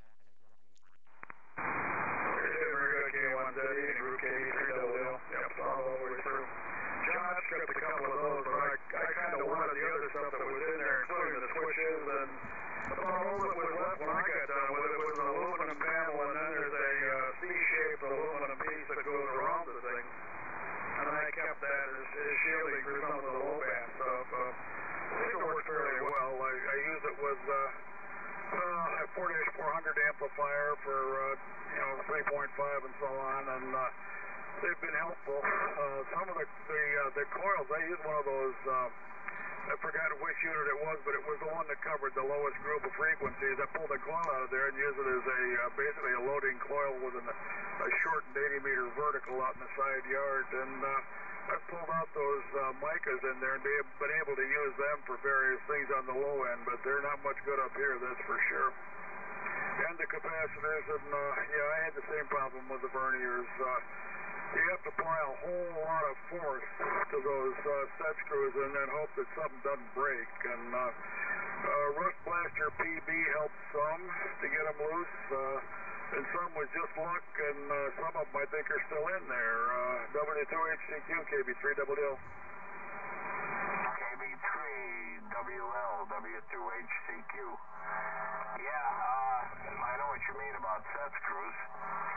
I actually dislocated my thumb in the process of taking these damn things apart, and had to go to the five-star clinic, and all they said was it's back in place, keep it warm, and don't do what you did, and take some Tylenol. So anyway, that's what I'm doing. But yes, I have had vast experience with those. In fact, my first transmitter, which was an AM job, it was a, I think a 6AG5 6L6 807 modulated by a pair of the 2.5 volt 6L6s. I think they were 1614s or something like that. And I had a lot of fun with that, but I built the whole thing into one of the metal cases that those tuning units slide into. Apparently they were housed in these metal cases, and you pull them out, and then you plug them into the transmitter itself, and that set your frequency. But I got a nice rotary inductor out of one of them, and I got this thing called a variometer, and I have absolutely no clue what I'm going to do with it, but I saved it, and it's going to just sit on my bench, and I'm going to admire it, or sit on top of my power supply, or on top of my SX42.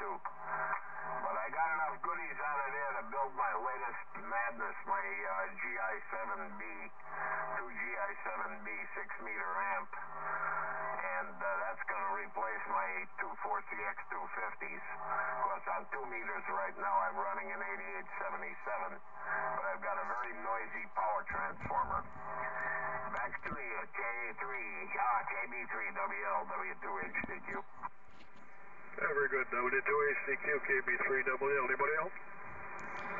Yeah, I'm back. Very good.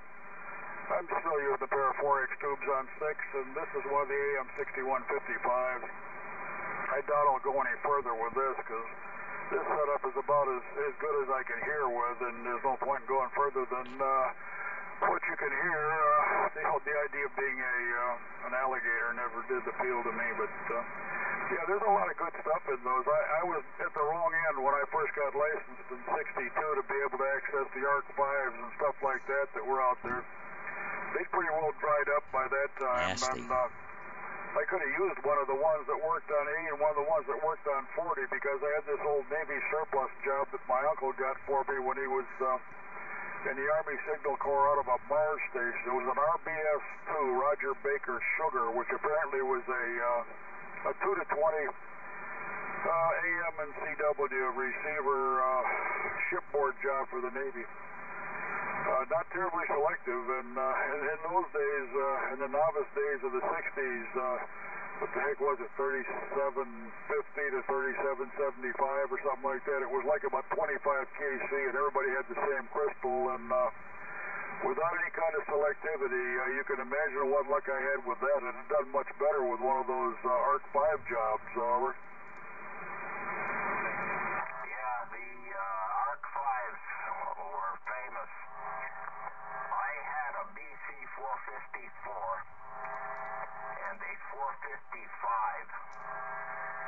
and I loaned them both to a kid that was coming up. He just got his novice, and he has now become a huge Motorola dealer in Connecticut, or was. I don't know if he's still alive. I could care less. But when we went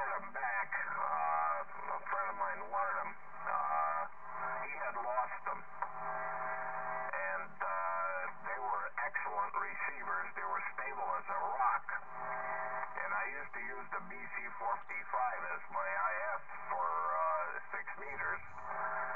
And I had built one of these little international crystals kits for a 6-meter converter.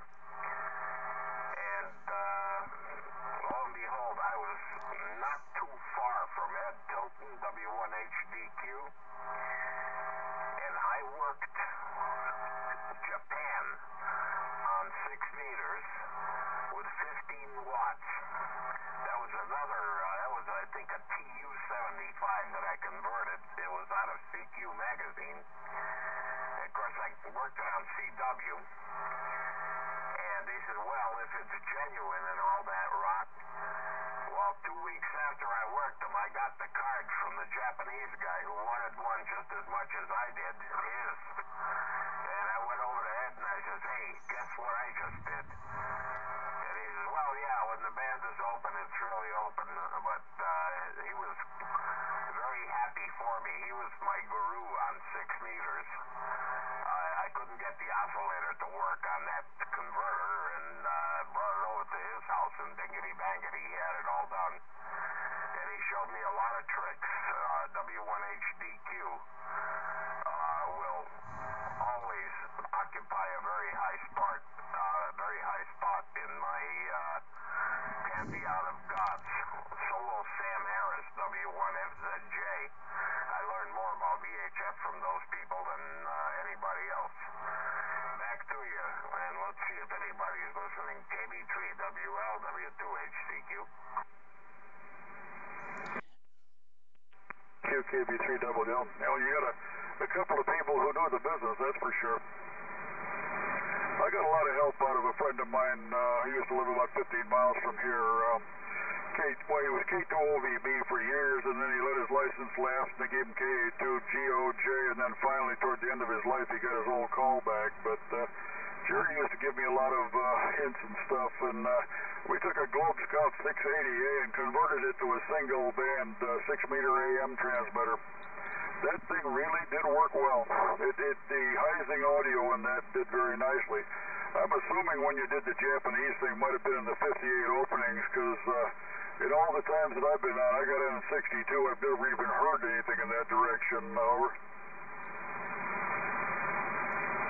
I was actually 57 when we had the huge opening, and it was 57 when I got it. I've got the card around here somewhere, and you are correct. I have never heard another one say. I've heard them, but I haven't been able to raise them, and that's why I'm building a better amplifier.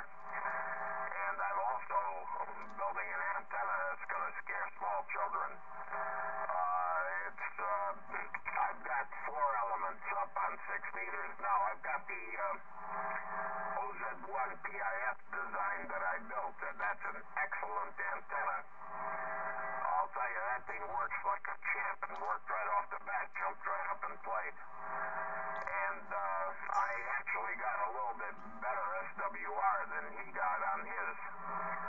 But I'm also playing around with a linear that he designed, but that's on second base, so to speak. The one that's on third base ready to go home is that GI-7B unit that I'm concocting. And those tubes are 15 to 20 bucks a piece. And you don't need a fancy socket. I came up with a heat transfer system for them. And that's going to be my monster 6-meter stuff. I've got Pioneer WAS, the 48 WAS on 6 from here, just running 400 watts to a pair of 4CX 250s. But I am greedy and I love building big amps. I'm not much into the small stuff anymore because I can't see and my hands shake too much. But I love building big amps. KB3WL, W2HCQ. Let's see if anybody's talking yet. Kilowatt Alpha 1 Zulu Echo Portable 3.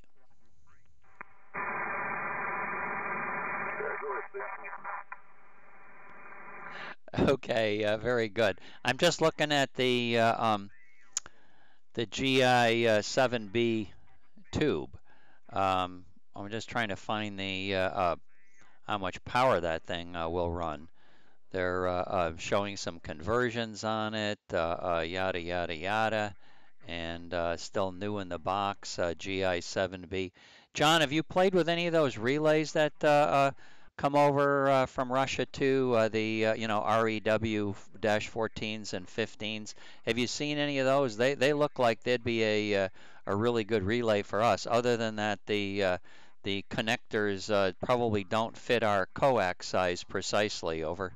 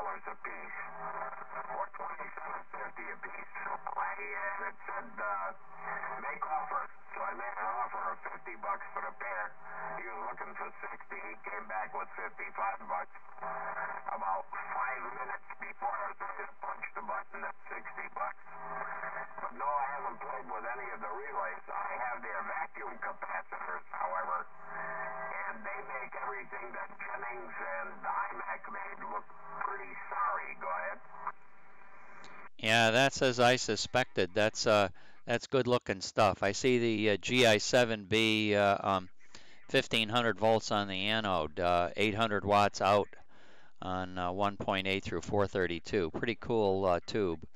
Pretty cool tube. And yeah, nice that they're showing you the GI7B amplifier has the simplest scheme. Usually a socket is not needed for frequencies below 500 megacycles. Really, simply inserted into the grid in the metal body of a power amplifier, the grid into the metal body of a power amp PA. I'm not saying that correctly, but you know what I mean. Cool. Well, that's good stuff, and I know I'd love to be playing with that too, but I don't have a station down here to play with. So it would be just me mailing something more up to Chris to take care of. Hi. He's already doing way too much for me.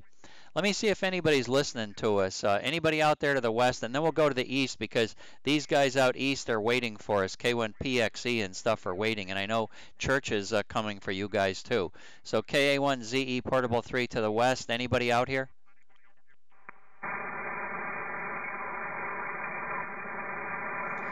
Kilo Radio 8 Tango, I think. KA1 Zulu Echo Portable 3. Good morning, Fox Nancy 01. My name is Stan. Over.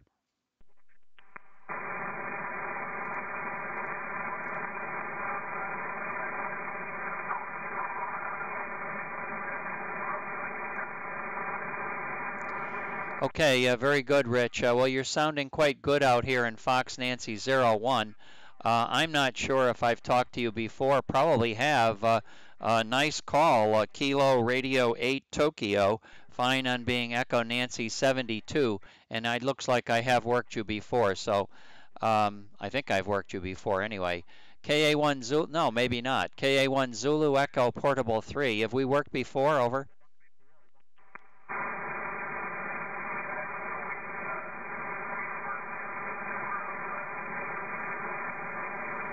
Wow, okay, well, very good. I got a couple stations in FN02 just to my north, only by a few degrees.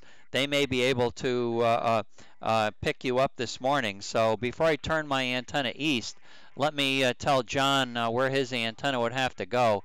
It's Kilo Radio 8 Tokyo, and he's in Echo Nancy 72 at 281 degrees. 281 degrees.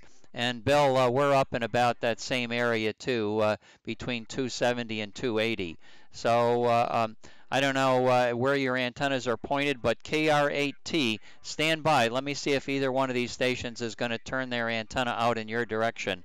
Bill, are you out there yet? Yeah, I'm in that direction. Go ahead. Okay, Bill is out there in FNO2, 25 miles to my north, and W2 Hotel Charlie, Quebec. Are you pointed out at Echo Nancy 72? I am. Okay, let's have listen. Make some more noise and see if these stations can hear you this morning. Perhaps tell us what your radio station is, how much power you're using, what your antenna is. Kilo Radio 8 Tokyo, KA1 Zulu Echo Portable 3.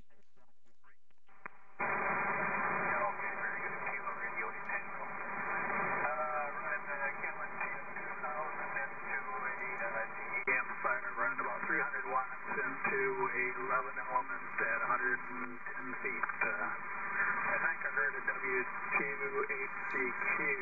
Obviously, you're the loudest one, but that's the setup over here. Over. Okay, wonderful, wonderful. Well, your 300 watts antenna 100 feet in the air sounds like it's a good antenna to me. Hi. Anything up that high is a good antenna. W2 Hotel Charlie, Quebec. You are being heard by KR8T. Go ahead, John. KR8T, this is W2HCQ.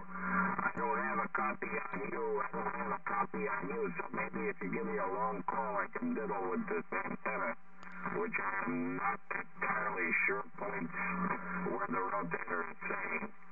KR8T, W2HCQ. Yeah, okay, John. I've got a good copy on you.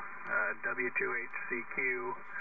KR8T, you're about an S5 to me, about an S5 to me.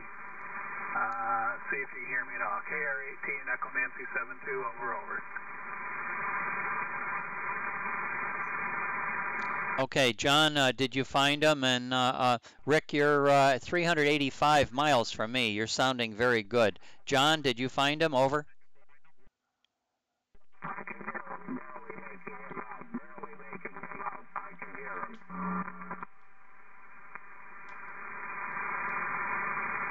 Okay, well, first of all, KR8T, how does John sound out there? John, I'm not sure whether you're overloading my receiver or not, but I'm getting some kind of crunkles in there that maybe it's my receiver being overloaded.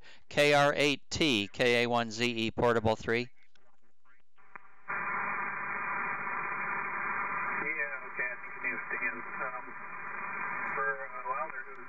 And sounding real good. The last time he was very broken to me. Okay, that's what I was hearing too. John, it's some things like breaking up. Like I don't know what happens. Don't know if your metering is looking good or not. W2HCQ with the big 8877 amplifier. So I wonder if something got out of tune on you, John. Over.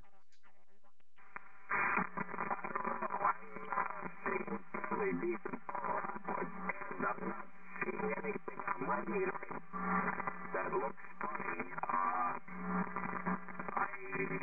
don't know. Is it still doing it? I don't know what's going on here. Go ahead. Yeah, it looks like there's still some kind of, I don't know, the breakup is something that I'm listening to too. I don't know exactly what that is. And thanks for checking in, Rick. Thanks for checking in. I'm going to see if KB3 Whiskey Lima, are you hearing anything on John's signal from the back of it? And are you hearing KR8T? Go ahead, Bill. Very little on John from the back. When he was pointed at you, I was hearing something at the end. For the most of the time we were together, it was straight, but then something seemed to take off or whatever. I haven't heard KR8T at all. But I guess it's about time for me to head for church. We're going to celebrate that non-Catholic holiday, Reformation Sunday today. Over. Okay, well, very good. Well, good on your celebration. I know Kevin, my son, was doing some Oh, I guess he has to do some kind of presentation back at his church in Connecticut on the same subject. So they've been doing a little bit of that studies kind of preparation for it. So you have a good day at church, and I'll talk to you later. And I will let you know that yes, Bill, or yes, John. Bill heard the same thing. What was going on is you sounded very good the first many transmissions, and it was just only the last couple of transmissions that something changed on what we were hearing from you. And I can't quite describe it, John. I don't really know what it is. Go ahead, John.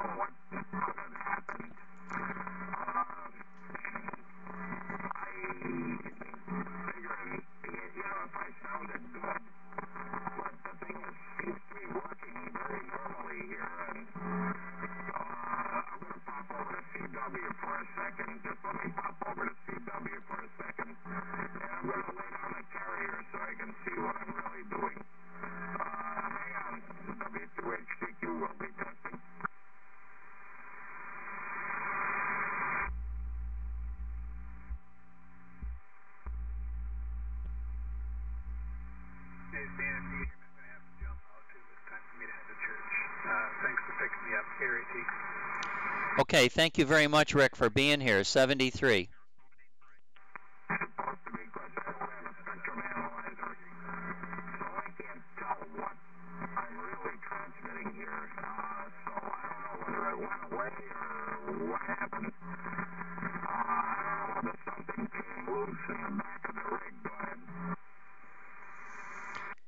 Yeah, I don't know. It's a strange thing. It's hard to describe. It's like breaking up, and I'm kind of looking at your signal strength, and your signal strength also looks like it's breaking up, kind of thing on the meter. Put that carrier down again. I'm going to look at it just the carrier, because I think the carrier looked good, John. So maybe it's got more to do with audio than something in the amplifier.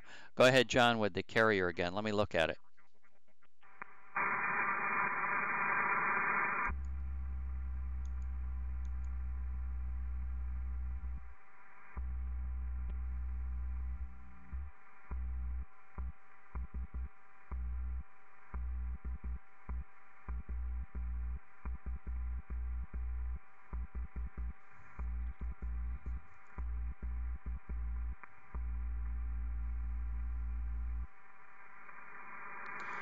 Okay, well, the carrier is rock stable. It looks fine. It looks fine. Now, that's 45 dB out of the noise, the carrier is. So let me hear what your voice sounds like again. Over.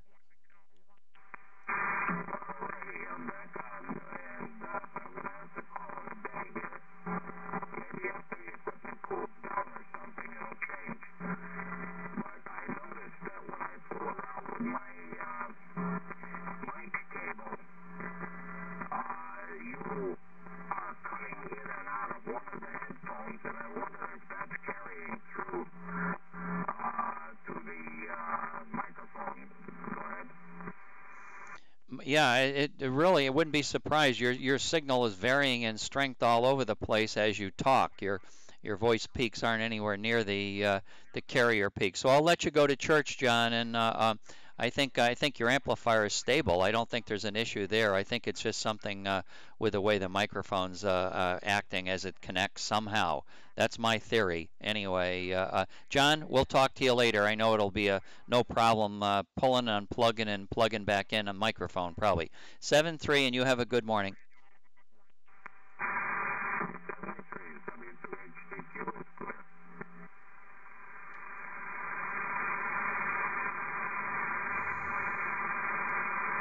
Okay, VA3 Whiskey Victor KA1ZE Portable 3. Were you hearing John with the same kind of condition I'm describing?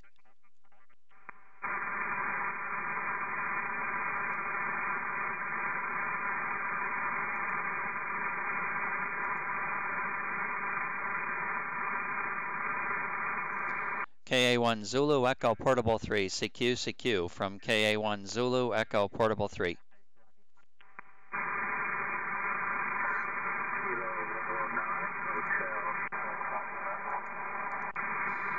Kilo Bravo 9 Hotel, KA1 Zulu Echo Portable 3. I heard it, but Kilo Bravo 9 Hotel, but did not. Hotel Queen Fox, I suspect. KB9 Hotel Queen Fox from KA1 Zulu Echo Portable 3. Over.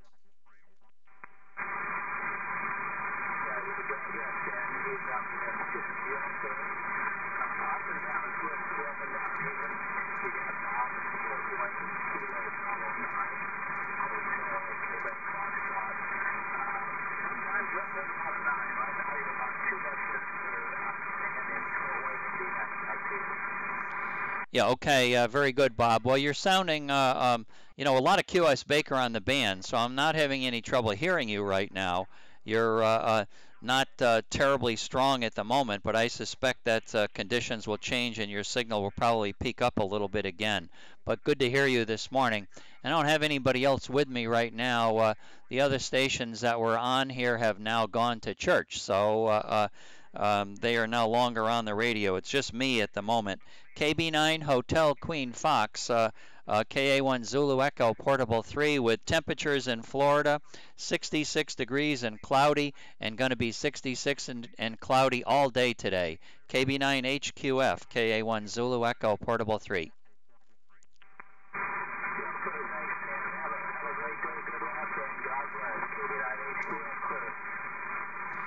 Okay, very good. Well, good to get you and talk to you again. 73, you have a good Sunday.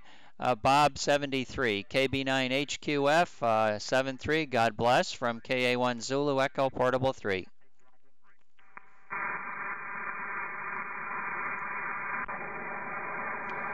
CQ, anybody else here? KA1 Zulu Echo Portable 3, KA1 Zulu Echo Portable 3, CQ.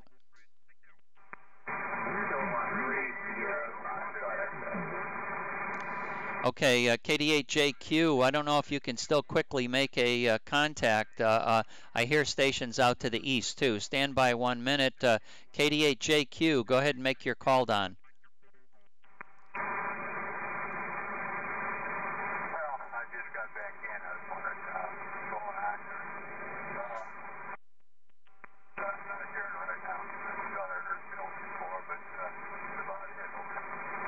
Okay, Bill and John both checked out for church, and we had a couple checkouts go to church already, so looks like it's pretty quiet out to the west right now.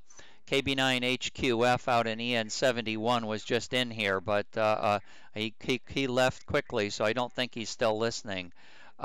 Who's the stations out east again? KA1 Zulu Echo Portable 3, call again.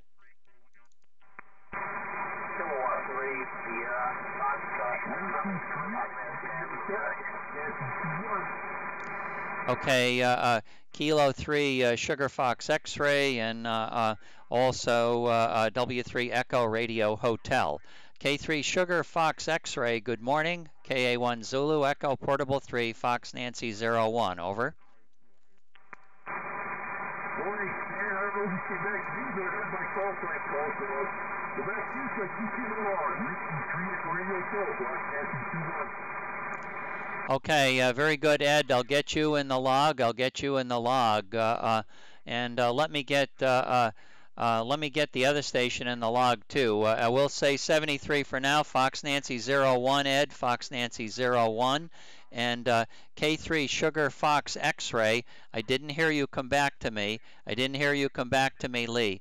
K3 Sugar Fox X-Ray. KA1 Zulu Echo Portable 3. Over.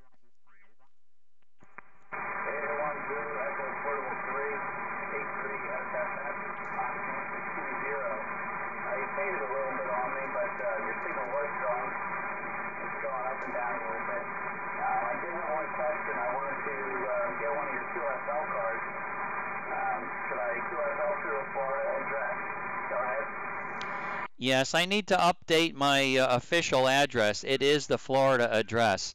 We have now sold the property in Connecticut.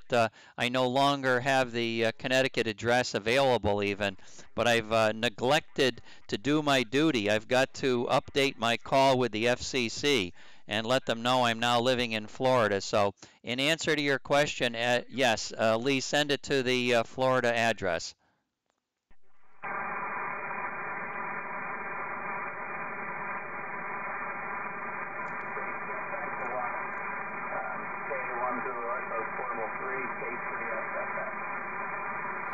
Okay, very good. K3SFX, QSL Florida address. Thank you very much. We'll check with you later. KA1 Zulu Echo Portable 3, CQ. Was there anyone else this morning? KA1 Zulu Echo Portable 3, over.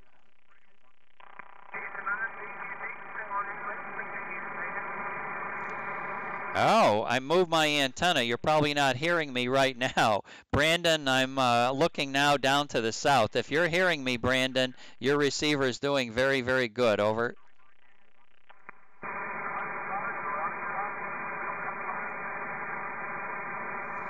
Oh, that's pretty amazing. That's pretty amazing. Thank you very much. Thank you very much. I'm looking down towards Tennessee right now. KA1 Zulu Echo Portable 3, CQ. Anybody else this morning? KA1 Zulu Echo Portable 3, over.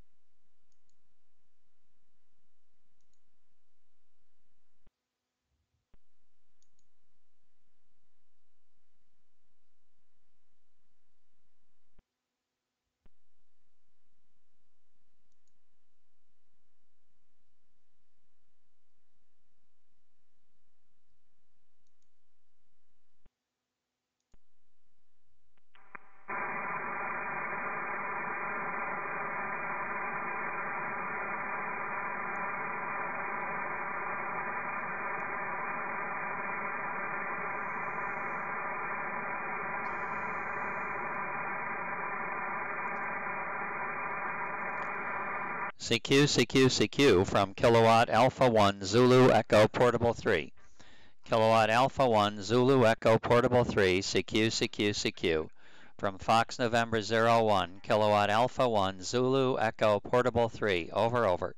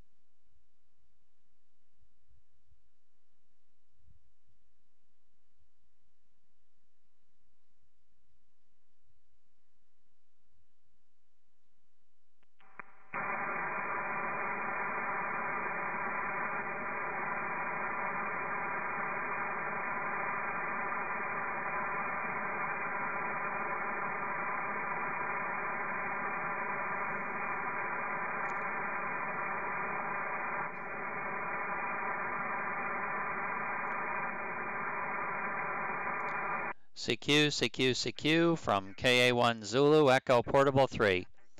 KA1 Zulu Echo Portable 3, CQ, CQ, CQ. KA1 Zulu Echo Portable 3, CQ, CQ.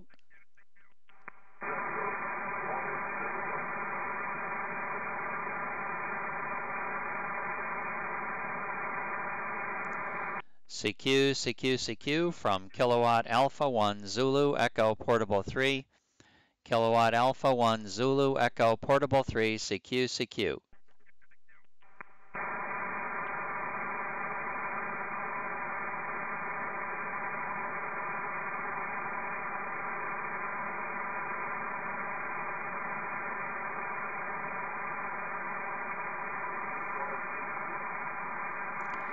CQ, CQ, CQ from KA1 Zulu Echo Portable 3. KA1 Zulu Echo Portable 3, CQ, CQ.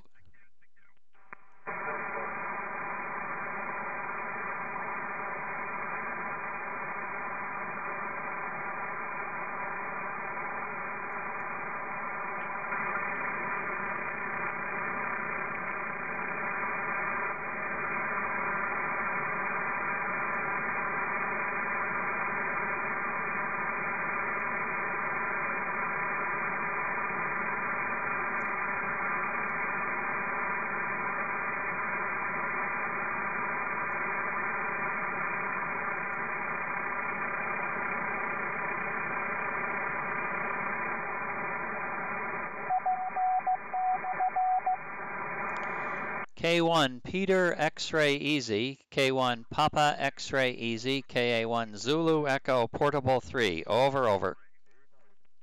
Geez, I didn't think it was going to be that easy.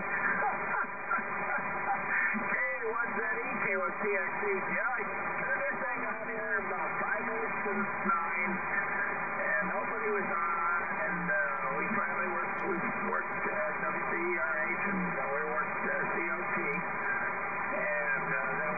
Then we worked a few other guys and went down and just worked Andy, all of us, the whole gang up here worked Andy, no sweat. And I said, now I got to go back to, because I didn't hear you yesterday, and I said, you don't keep getting on, you're not going to keep up with TTK, so we're going to go back now and see if we can get you. And that was easy. K1ZE, K1PXE, it's almost like you were waiting for us. Well, I've been on all morning. Got on a little bit late myself, but you know, you were still counting sheep or whatever when I was on. I probably got on about 7:15. Yesterday, Pete, I was not on the radio. We had a community tag sale, so Linda and I walked around the neighborhood and said hello to everybody, basically. So we had a busy morning, and I was not on the air at all. Tomorrow morning, I'm not going to be on the air either, Pete. I've got to go to the eye doctor. Got the glaucoma. So the Florida doctor here is eye doctor is going to take baseline studies of my glaucoma to see how far it's advanced. My pressure is good right now, but they want to put me through tests. There's one of them that is just a horrendous test that I don't look forward to at all. It's very high in anxiety. You put your eye, you look into a universe-like globe that's very bright, and in that globe there'll be flashing dots. And when you see a dot flash, you'll have to push a button indicating that you've seen it.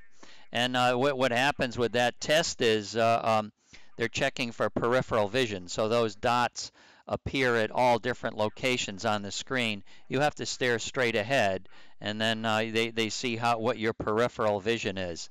So what's irritating about that test is there's a ratcheting that goes on that takes place with the machine itself.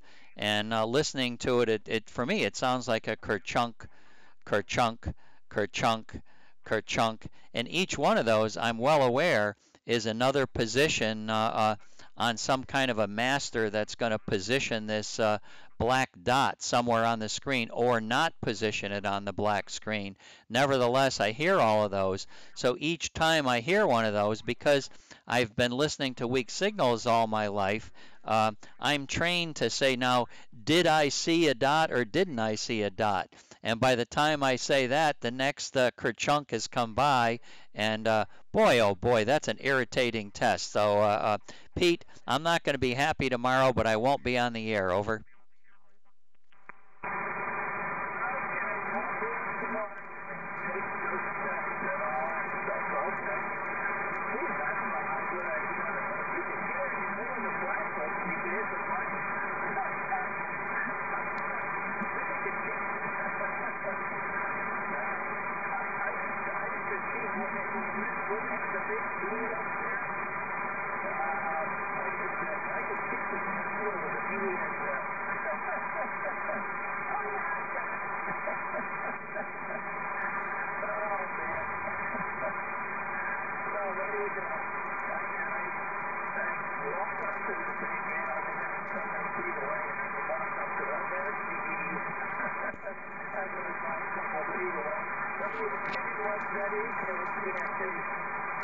Yeah, okay, Pete, very good. Well, you know, the funny thing is, I told I've already seen this doctor one time, and I told him about the test that I didn't want to take, and I didn't like it, and I heard this kerchunking noise. He says, no, he says, there's no noise. It doesn't make any noise. I said, oh, yeah. I says, I'm hearing something. And finally he said, oh, you must be hearing the ratcheting of the you know, whatever's making the machine work. And I'm saying, yeah, exactly. I says, that's what I'm hearing. That's what I'm hearing. But apparently it's not all that loud. My ears aren't all that good either, Pete. So it's not like I have super hearing. But I think you're in concentration mode when you're doing that. So it's really, really quite irritating. I've got my good friend Ron out there ready to test with me out in EN51, so I'm going to have to send a signal his way, Pete. Let me pick up with you later, Pete. K1 Peter X-ray easy. I did have W2HCQ on this morning, KB3 Whiskey Lima NG3W. And when you probably were listening out here, all of us were chatting amongst one another. I think that's what was taking place. K1 Peter X-ray easy, KA1ZE portable 3.